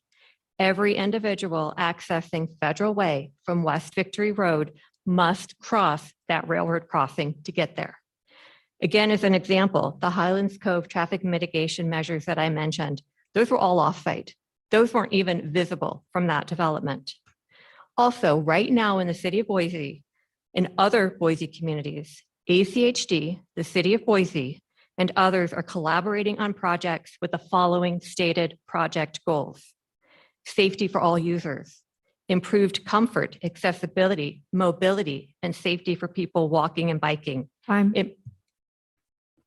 Your time up, but you're welcome to finish that sentence or give a different wrap-up sentence, but one sentence. And I always remind people, not a long run-on sentence, a grammatically correct sentence. I will finish with approving this development with its addition of thousands of trips per day to an already unsafe road without imposing conditions, providing for the safety of all users is arbitrary, capricious, and an abuse of discretion. Thank you for your consideration. Thank you. That was a great finishing sentence. I do have a question. Did you ask ACHD for the treatment that you're bringing up that Highlands Cove got and this area didn't? The Highlands Cove, no. I have attempted to talk to ACHD about this development and the neighboring development. That's what I mean. So did you make the request of ACHD at their hearing? Has the hearing already taken place? ACHD had not had a hearing. I'm new to Sunrise Rim. I'm new to the bench. Oh, welcome. And thank you. So I have been more involved in the neighboring subdivision. This one was going on without Gotcha. me Okay. knowing, but I've contacted ACHD about this and the one up on Vista. And I have an interesting reaction when I speak with ACHD. The one on Vista, the redevelopment of the hotels, I'm told it's too early to comment. And that was back in June, and I will be contacted. With regard to this one and the one next to it, I was told it's too late. Okay. But the notice that P&Z sent out for next week's hearing says that that's who I need to contact with my transportation comments. So I have tried to recontact ACHD to ask them, well, is it really too late? And they have not returned my calls. Okay. Thank you very much. And if I may, collaboration is happening with ACHD in the city of Boise and other areas. Yeah. Thanks. Thank you. Thank you. Okay. Are there people online? Madam Mayor, I have Julie Holvey again. Great. Welcome back, Julie.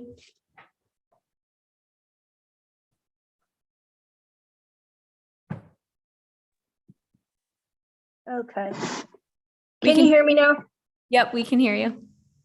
I'm going to print some bumper stickers that say that, and I think I can make a million. Anyway, Julie Hovey, 3707 Nets First, Boise. I truly appreciate the dedication Dave Kangas has put in to help us all understand the impacts of this development. I appreciate the comments of the woman who just spoke, and I also appreciate the efforts of the developer. I think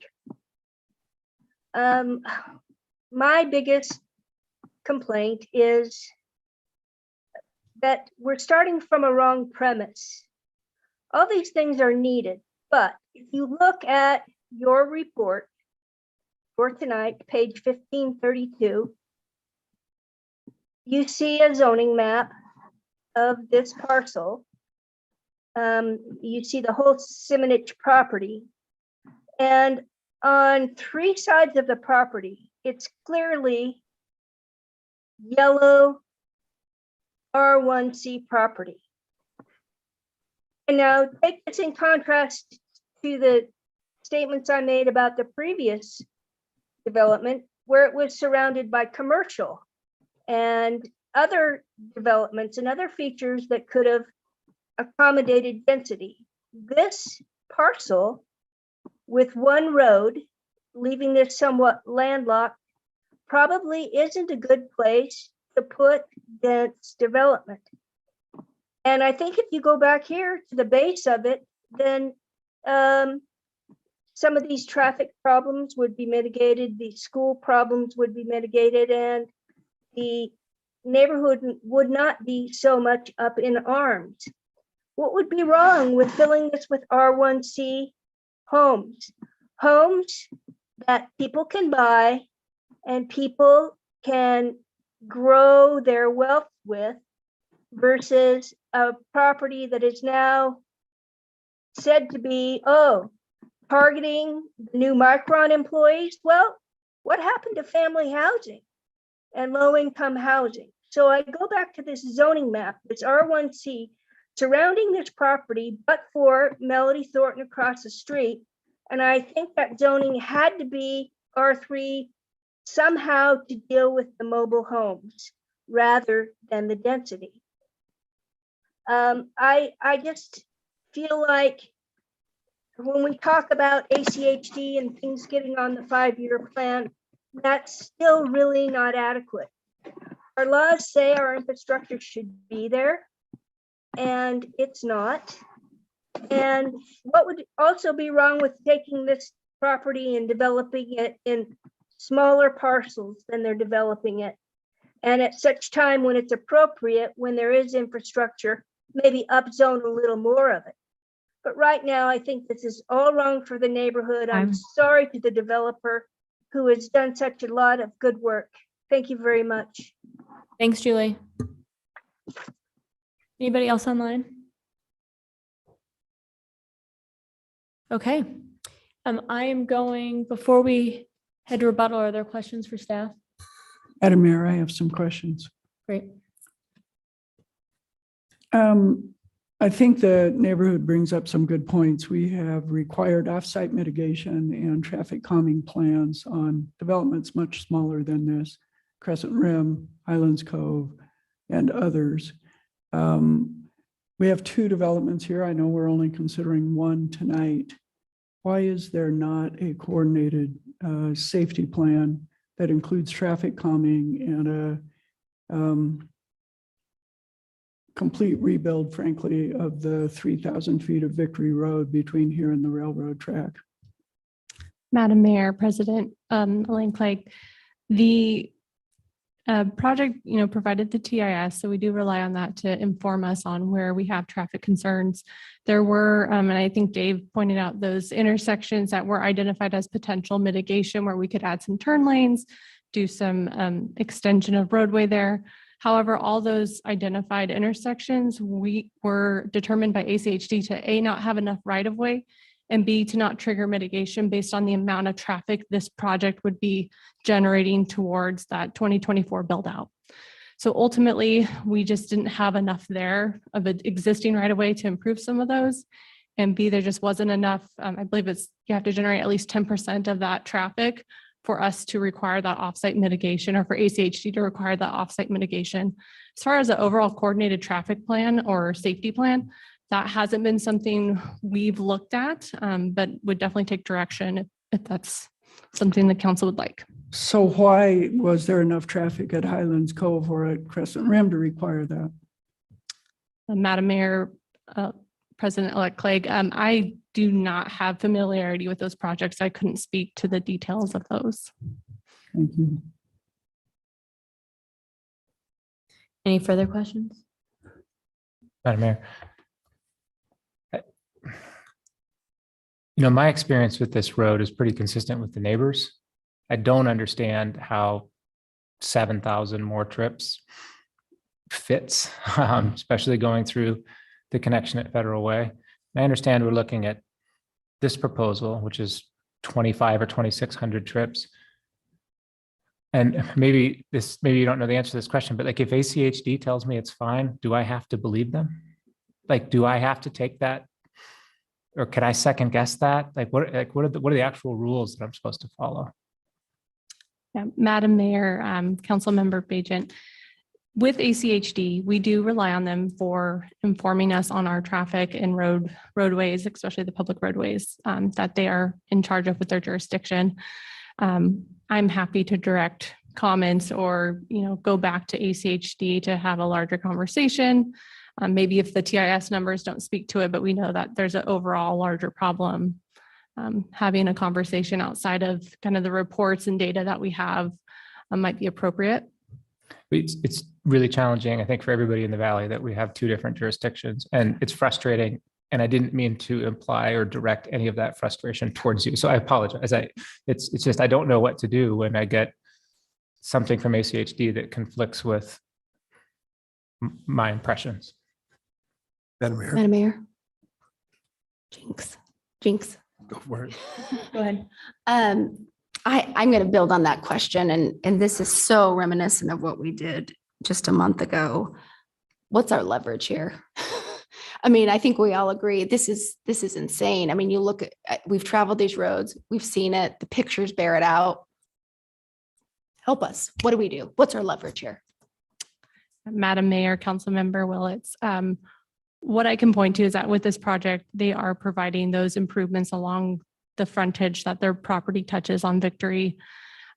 We did explore that railroad crossing with the extent and cost that would be quite an expensive project and require immense coordination with the railroad as well as ACHD, and is off-site and was not identified in our TIS to require mitigation. So we felt that that was a really big stretch to come up with a nexus of this project has proportionality to improve that existing condition.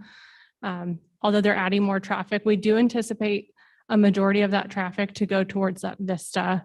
We do acknowledge traffic will go towards Federal, but with the TIS, they do project majority heading towards Vista. Madam Mayor, I have a question for the council president.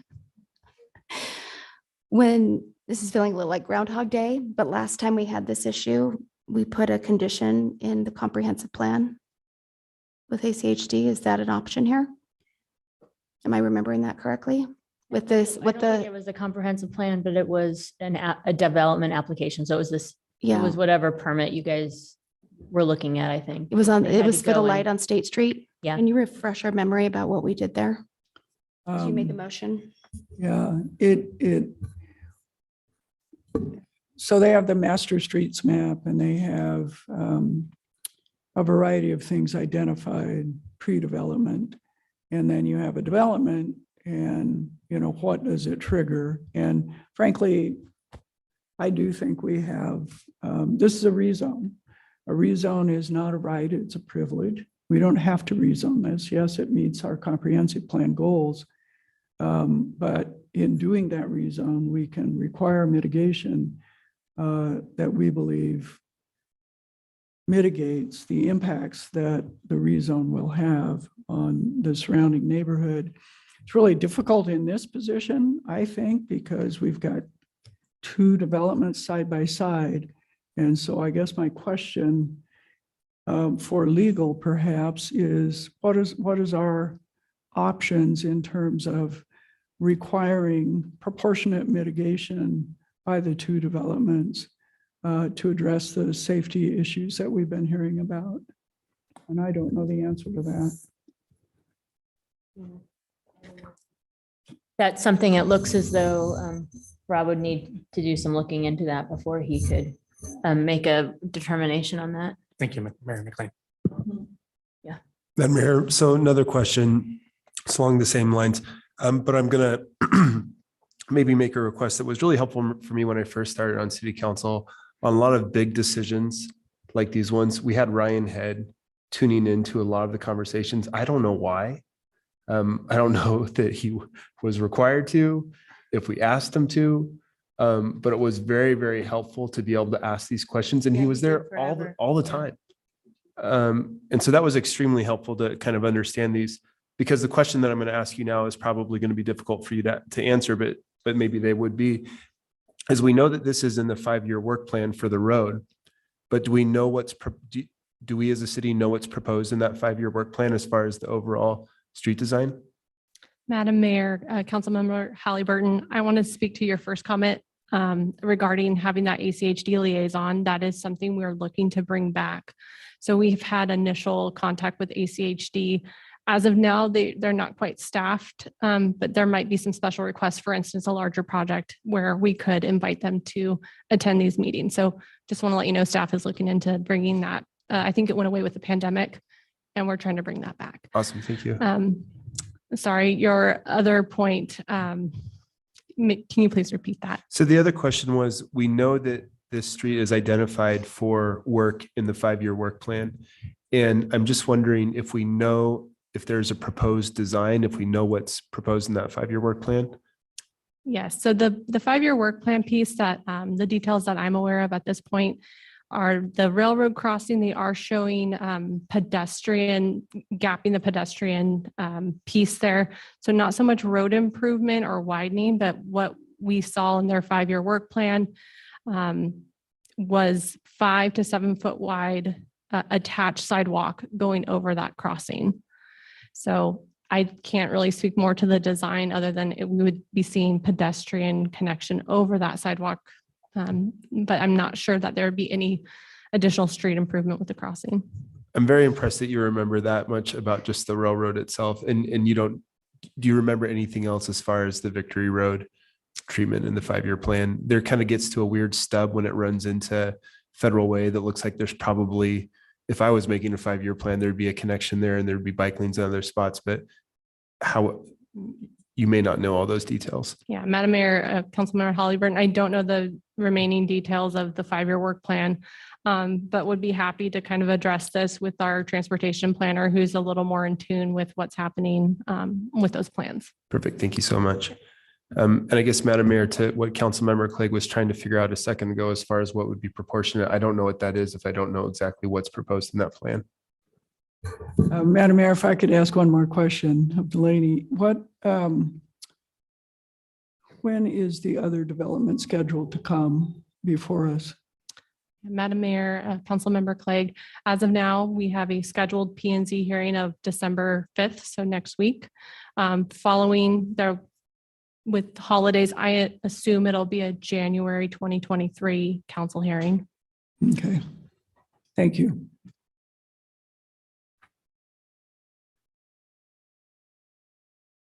Anything further? Madam Mayor. Yeah. I won't ask this of staff, but I would ask that when the applicant follows up, that they address any conversations that were about a raised crossing, either going into the neighborhood or across the street. All right, and with that, I'll have the applicant come back up for a vote. Madam Mayor. Yeah. I do have one more person online that would like to make Oh, a comment. okay. This is Natasha Tully. Great, welcome.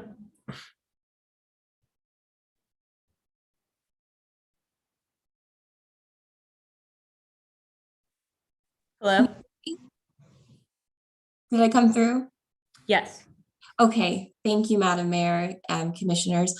My name is Natasha Tolley and I live at 2750 West Palouse Street. I do frequent Victory Road as a connection point to Federal Way. And I am concerned as a citizen about the traffic impacts. I have ridden my bike on that road over that railroad crossing, and it is dangerous.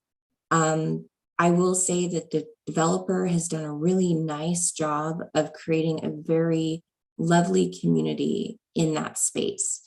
The amenities that are provided, such as bike lanes and pedestrian sidewalks, are great for that area, but do not provide that connectivity to those community centers that we talk about, such as the Fred Meyer Shopping Center up at Federal Way or the Albertsons down on Vista.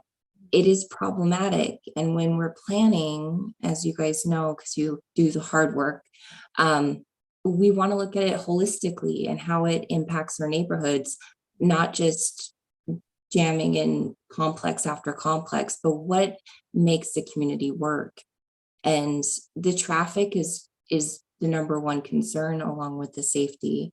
I know I'm short, I have plenty of time left, but I appreciate you guys listening to me, and thank you for staying well after the 9 o'clock hour. Thank you, Natasha. All right, with that, we'll have the applicant up.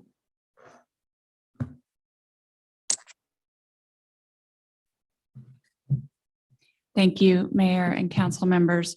Obviously, we'll focus on traffic issues and appreciate the discussion. I mean, and certainly appreciate the comments from the neighborhood association. They have larger issues. They've said repeatedly in their testimony and to us that they like the development. They're concerned about a larger infrastructure issue here. And so I want to try to address that. I mean, it's this, a lot of this is, these are existing conditions or not, but I also want to make sure we're all talking about the same facts. Because we did a traffic study. It did take into account the entire development to our east. And so, Councilmember Clegg, you asked about it, is there a coordinated effort here? Well, at least on the studying, it does have to take into account the pipeline projects, and that was included. And with those trips considered, did you want to ask me a question? I have an urgent question. Okay. I didn't understand that to be the case at all. I understood there to be another traffic study coming on Friday that takes into account the development to the east. Am I wrong? Madam Mayor, Council Member Bajent, yes, they will have their own traffic study because they have enough units to qualify to have a traffic study. However, ACHD requires our traffic study to take into account pipeline projects, and because that was already a known application, we had to consider their trips in our application. Understood. So then will they include yours in their study? Yes. Okay. Yes. And so when we have the conclusion of our traffic impact study and ACHD's report saying that all of the roadways, that's Victory, Annette, and Malad, all of the roadway segments that were discussed by Mr. Kangas, all meet levels of service with all of those trips. All of the intersections, total intersection operations, all of them with all of these trips in all of these areas and all of the intersections that were identified by Mr. Kangas were studied and meet full levels of service. The identification, and Delaney mentioned this in her comments, and so did Mr. Kangas. So there were some, ACHD requires you to do turn lane warrant analysis every time you have an intersection that's stopped to see if there should be additional turn lanes, to see what should happen there. Even if you meet levels of service, they just have you do that. And so, and you also look at 95th percentile queuing analyses, and the various little identification points were all addressed. And so one of them, Mr. Kangas mentioned, was turning left onto Vista, and maybe Delaney, if you wouldn't mind bringing up that transportation map, it would help, from Canal Street. It was identified that in the 95th percentile queuing that it extends past the storage. However, the queuing does not extend back to the number 2 red circle, which is where Victory intersects with Canal. And so it wasn't considered to be a problem. And that's with all of these trips. Another one that Mr. Kangas mentioned was the right turn lane. He mentioned it was a Malad, but it's actually the Victory intersection with Federal Way triggered a turn lane warrant analysis there for, I believe it was PM peak. It was one of the AM or PM peaks. However, we are at that intersection at Victory and Federal Way. We are 1.3% of the trips in the AM and 1% in the PM, and that is a pre-existing problem. And so we didn't trigger any additional mitigation, nor is ACHD interested in putting a turn lane into Federal Way in that location, and there was not right of way available. So it was carefully analyzed. We are a tiny percentage. A third one that I don't believe was mentioned, but is the only other trigger that was mentioned, that is studied that had any consideration of whether something else should be done, was at the corner of Canal and Victory, the number 2, where when you're turning right, you come off of Vista, you're on Canal, then you're going to turn right to go down towards these developments. There was a trigger for a right turn lane. However, the study and ACHD agreed that most of the traffic, 80% of the traffic, is actually turning right there. And so there isn't a benefit of adding a turn lane. It's actually counterproductive. And so all of this was studied. These roads have capacity. Commissioner Danley even commented at he likes to talk about traffic at the commission hearing. He said the traffic counts on Victory that were taken in February of this year averaged 2,500 trips a day.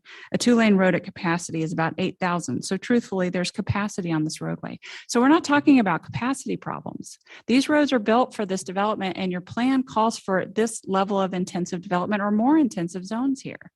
So the issues that you're identifying and that the neighbors are particularly concerned about are safety with speeding. And we appreciate the comments about working with ACHD on the bulb outs. I think that's a great suggestion. We have already proactively, since the commission hearing, reached out to ACHD, as has your staff, to talk about a crosswalk to see what we can do there. And the developer is supportive of that effort. And so the issues that it's not a capacity roadway build, it's how do you facilitate pedestrian and bike traffic around here?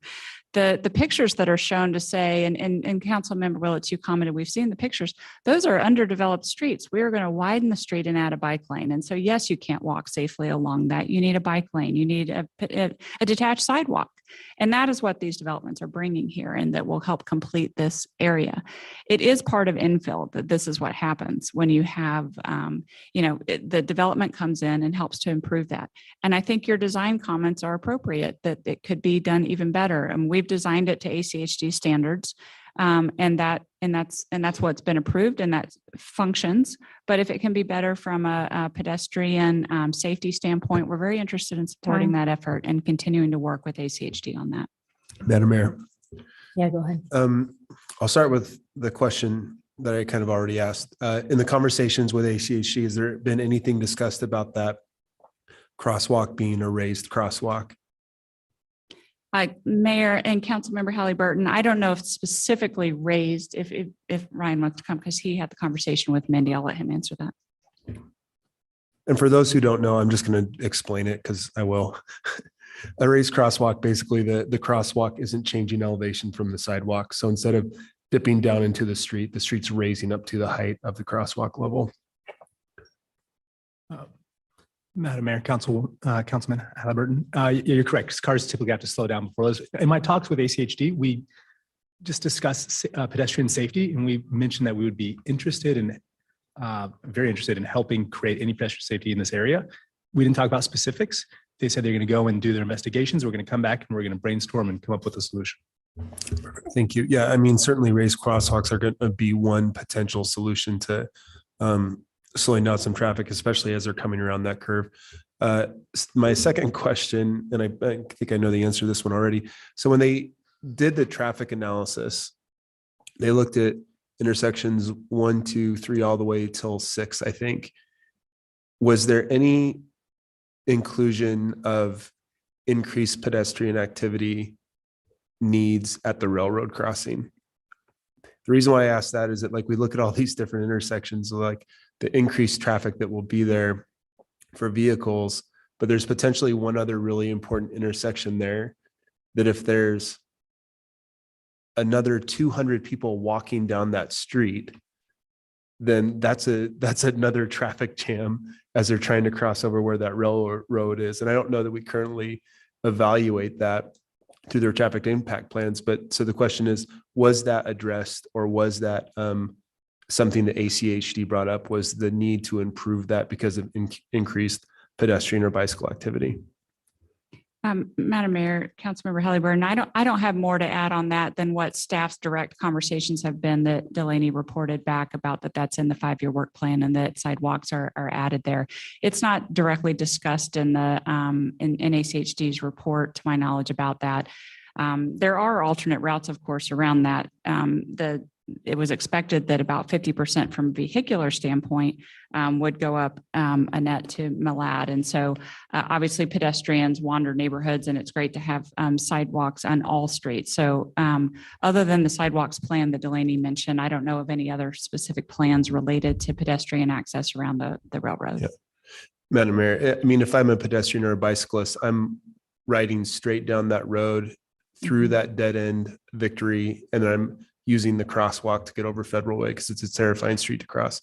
If one of those intersections, based off the traffic impact study, would have called for an additional turn lane, if it would have gotten to that trigger point, what's the developer's responsibility in helping pay for that additional turn lane?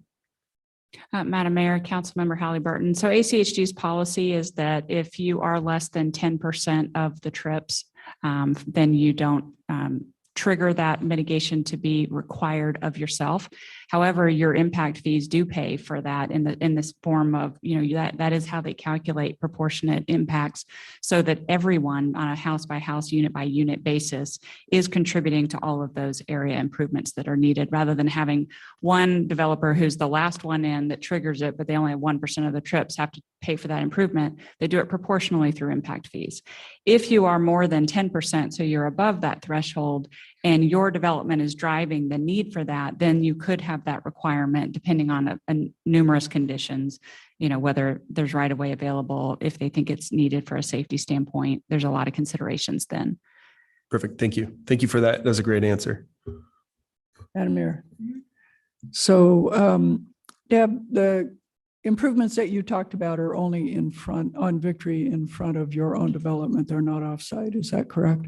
Madam Mayor, Council President, that's correct. Yes. So great. We'll have bike lanes for 800 feet, and then the other 3,000 feet won't have anything. And you get to the railroad crossing, you can't get across without going out into the roadway, essentially.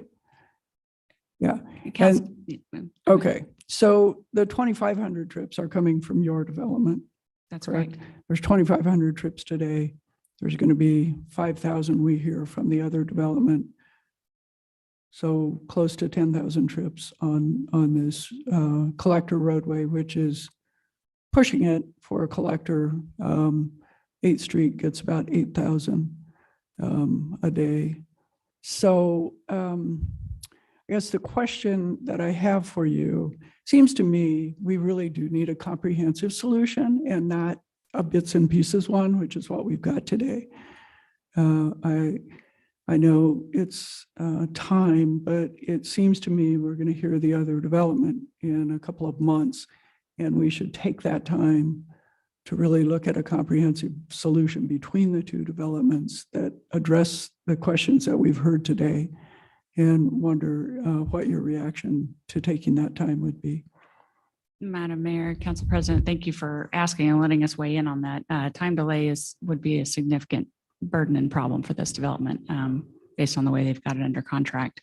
And I would suggest you're in a different, you're always in a position of developing frontage, right, in front of your own property, and having then your plans and ACHD's designated roadway help you piece that together. But with this one, that where you have an adjacent development that's planned and they're two large pieces of property, I think you're in a better situation than you usually are for getting a comprehensive plans solution here. But the developer has committed, as I said at the outset, to continue with ACHD and the adjoining property owner to collaborate on road crossings, pedestrian safety solutions. But you commented earlier that you thought, the Helen Street was a good location. That is along our frontage. And I think you can look at this on a linear frontage basis and consider the impacts of each development and appropriately allocate that. I guess I question whether the delay gets you anything further than that continued work to address those considerations, but ask for your input on that. But what you're assuming is that those improvements won't be offsite. And I guess what I'm assuming is that together there would be a trigger to do some offsite work as well, to move that 2026 crossing on the railroad up, to do some proportionally, not require all of it from you, but it would give us time to figure out. Right now, there's no identified route to the school. One would assume that kids will walk down Columbus, but getting to Columbus isn't particularly easy. And nobody's talked about how to get there. Doesn't mean that you'd be responsible for all of it, but at least we'd know what the plan is to address the issues that I guess I foresee will be triggered by this. Not just yours, but both of them together. And so trying to address it by just addressing what's in front of your property, to me, is like the minimal that we could do. Madam Mayor, Council President, I appreciate your comments. And I don't know if we have anything different to offer, but I think that is, I don't want to just always point to this as the answer, but that is the way that ACHD calculates impact fees, is to have those offsite improvements paid for that way. But I think also when you've got something that's in the 5-year work plan for the sidewalks, that is coming sooner rather than later. So at least that is something that is in the near future. If there is an opportunity to add conditions to encourage collaboration with ACHD and to address your concerns, we're very open to that. Thank you. Thank you. Madam Mayor, can you remind me how many units this is? 358. Thank you. Mayor, I had a question for Deb. We've heard a lot of information, a lot of concern about the traffic congestion and some other things. Is there any issue that the neighborhood brought up that you don't believe has been mitigated by what you've suggested? Is there anything outstanding that folks have brought up? Madam Mayor, Councilmember Willetts. So Mr. King has asked for the protective road crosswalk across Victory. We've discussed that. He asked for a light at Malad and Victory. I understand that is something that ACHD has looked into adding to their 5-year work plan to study a signalization there. But we are, again, a small percentage of trips at that intersection. And it's not clear that will even be warranted anytime soon. I would suggest that's a far off-site improvement that does not proportionally relate to this development. He asked for no parking around the curb on Victory Road. I don't know that we have any objection to the neighbors' concerns about that. So I think I believe we've addressed his comments, but the neighborhood association's comments, but please let me know if you have others.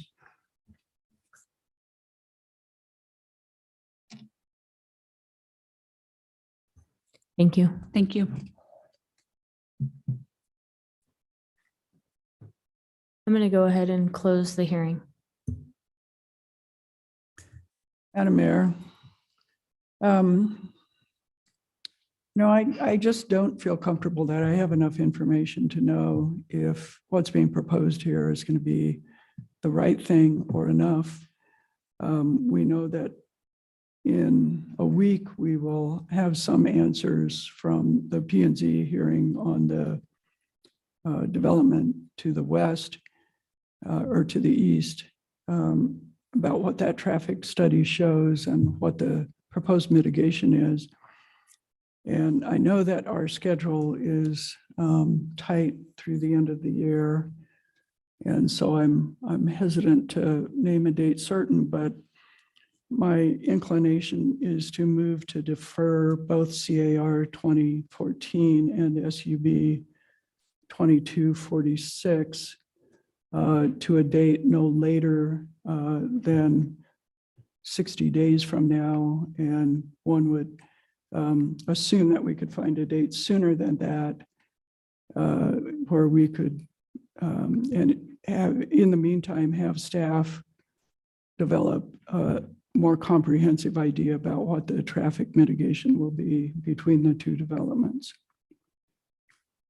Madam Mayor, I'm going to second that. And then I'd like to add, it's not the traffic that I'm worried about. It's really the pedestrian safety that I'm worried about. What is it going to look like for bicyclists and pedestrians on this street once you have so many more people who are expected to be using those forms of transportation to get around? It's clear from the traffic study and the numbers that the cars can be accounted for and that there's plenty of capacity for the cars, but how are people going to get around and how are we going to ensure safety for that? And I think that's the big question. The sticky part of this is that, yes, you're paying impact fees to ACHD, but they're shipping those impact fees out to Eagle to expand roads in Eagle, not make beautiful pedestrian crossings at railroad crossings the way that we need them to, adjacent to development. So that really puts us in a sticky spot too. So I'm going to support the motion and hopefully we can come up with something that really addresses the concerns of pedestrian and bike safety. Madam Mayor, a question for the motion maker. what do we, can you outline kind of what you hope we can accomplish in the next 60 days to hopefully get a different result than where we're at right now? And then also a part of that, like, if you think we can get a result, can we get it sooner than 60 days? 60 days is a long period of time. I realize we're about to go on holiday break, which is tough. But so is 2 months when you've got a project that's waiting to get started. So those are the kind of the two things that I'm trying to figure out. Are we going to get to the same spot, and can we get to that same spot sooner? Sure, thank you, and I appreciate that.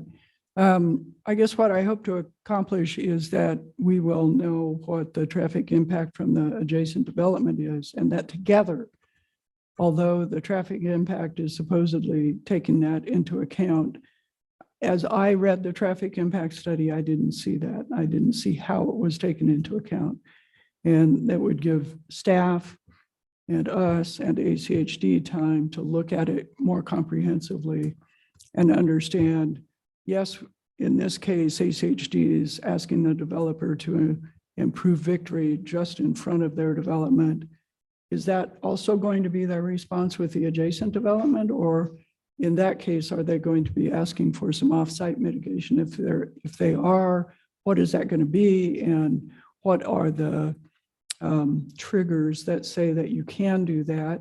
We have required offsite mitigation in much smaller developments than this.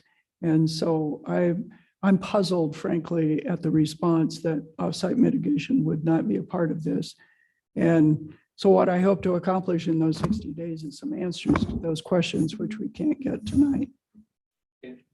And Madam Mayor, Council President Clegg, we wouldn't be able to do that in a shorter time period because of the way that the schedule works and because of the amount of time our staff would have to have those conversations. I set a maximum of 60 days because our with the holidays coming up, our schedule and the time, I don't know when it could fit.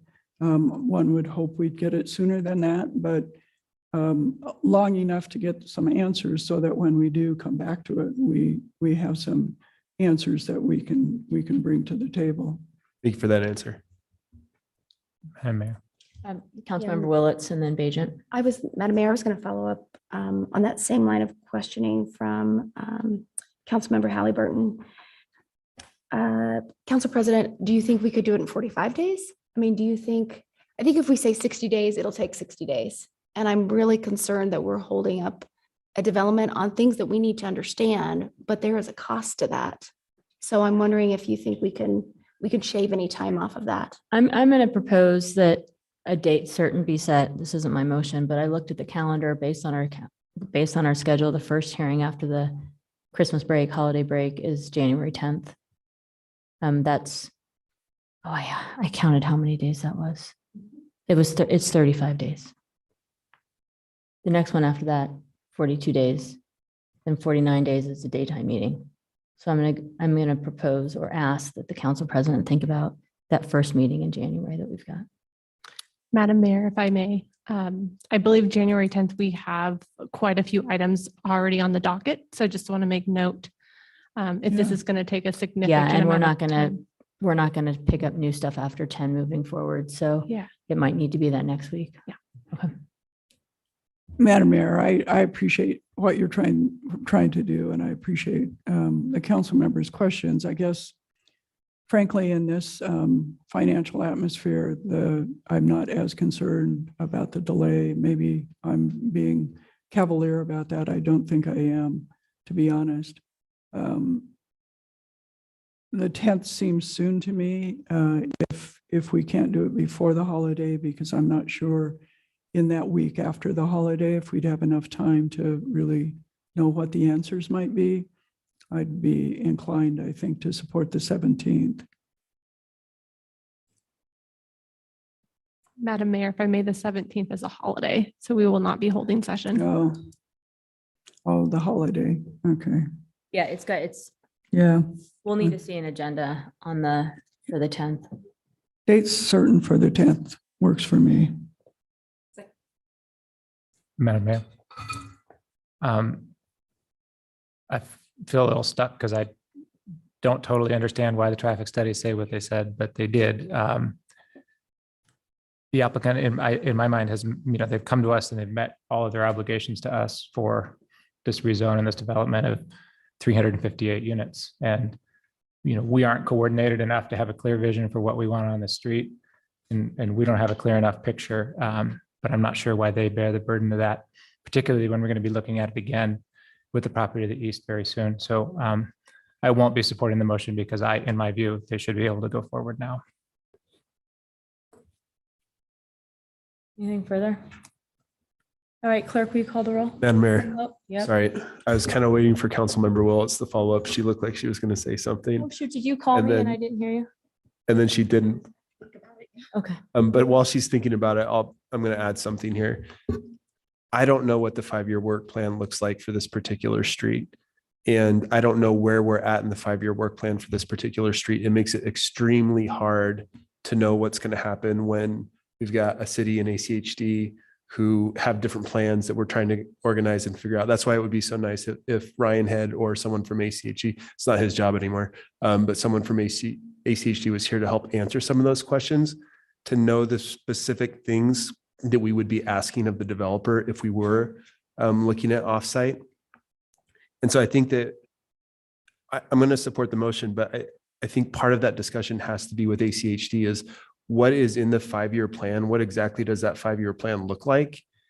And where are we at in implementing this aspect of the 5-year plan? Because if it was 2 years away, 3 years away, I would probably approve this plan right now as is, because I would know that there would be a very small gap in the time that these things wouldn't be here. If it's going to be 5 years down the road, if it's going to be further down the road, then that makes it a lot harder. I think the other thing that's really challenging for me is that there was a traffic impact study that was done. There is going to be additional traffic in the neighborhood that I wouldn't like if I lived in that neighborhood, but it still meets the same amount of traffic that's actually in my own neighborhood. The amount of cars that are going down Bogus Basin Road, 2-lane road, or 8th Street or 15th Street, some of these other ones, but it doesn't take into account the amount of people that are going to be walking or biking across a railroad where there's kind of like a 8-foot cliff on each side of it and no way to get around. If you are in a wheelchair, if you are in a walker, you are walking in the middle of that road.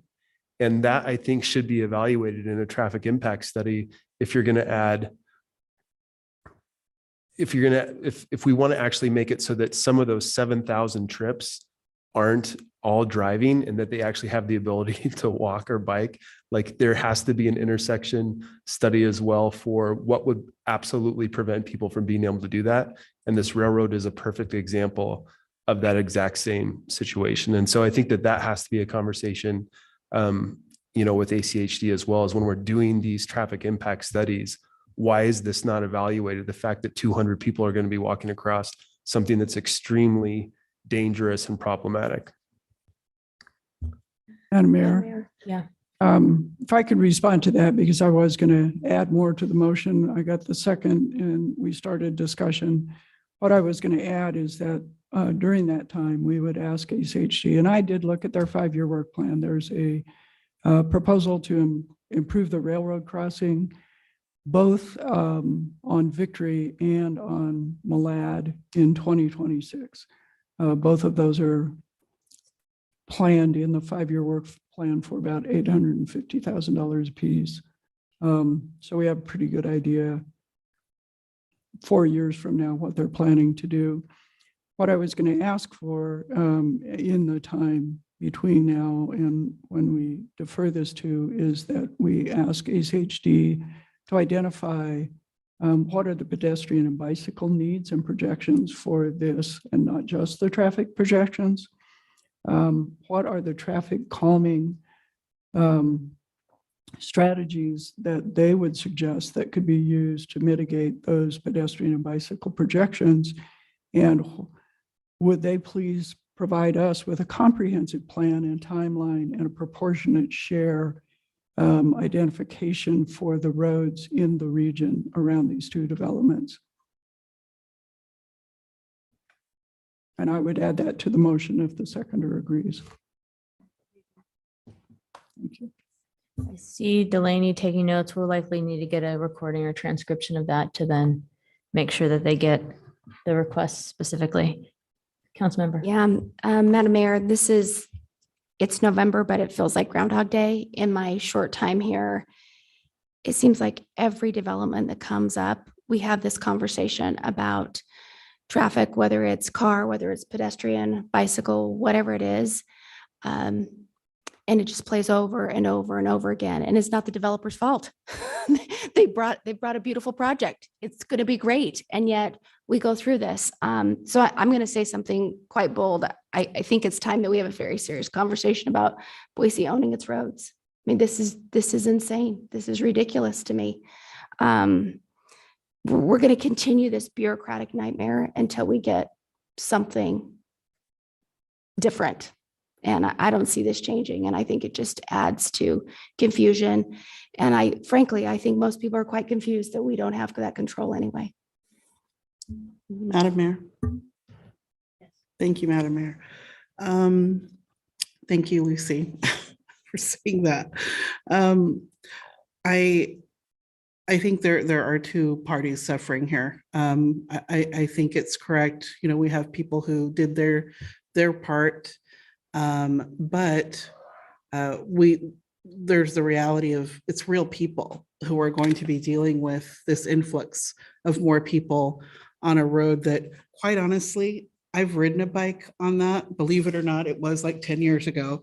I was running with a different crowd back then. But I rode a bike on that road and I avoid that road in my car because it does scare me, that drop off, you know, at the railroad crossing. So, you know, it's hard to not take that into consideration, just your own feeling of not being safe in that environment. And that's now before we have an influx of folks. So I agree with the majority of my colleagues that we need to get some more information, even though it feels like we have it right now in terms of the safety, but to have it in black and white for the benefit of the community, I think would be important. So I'll be supporting the motion as well. All right, with that, clerk, will you call the roll? Willetts, Yes. Whittings. Yes. Bajent, No. Clegg, Yes. Halliburton, Yes. Sanchez, Yes. 5 in favor, 1 opposed, motion carries. Right, and I'd ask, in addition to the council president's list of things we'd like from ACHD, that we look at whether or not we can discuss the 5-year work plan and at the work session that day, if it's going to be a long day. So some coordination, Amanda, if you could take that back on what the work session looks like that day. And because this is a larger, more comprehensive, separate from the development topic, but the ACHD 5-year work plan and pedestrian safety and needs, I think that's appropriate. And then that would make sure that ACHD is with us for the evening, which we would like them to be for the next step of this. Right. And with that, I'll take a motion to adjourn. Madam Mayor, I move we adjourn. Second. All in favor? Aye. All right. Thanks, everybody.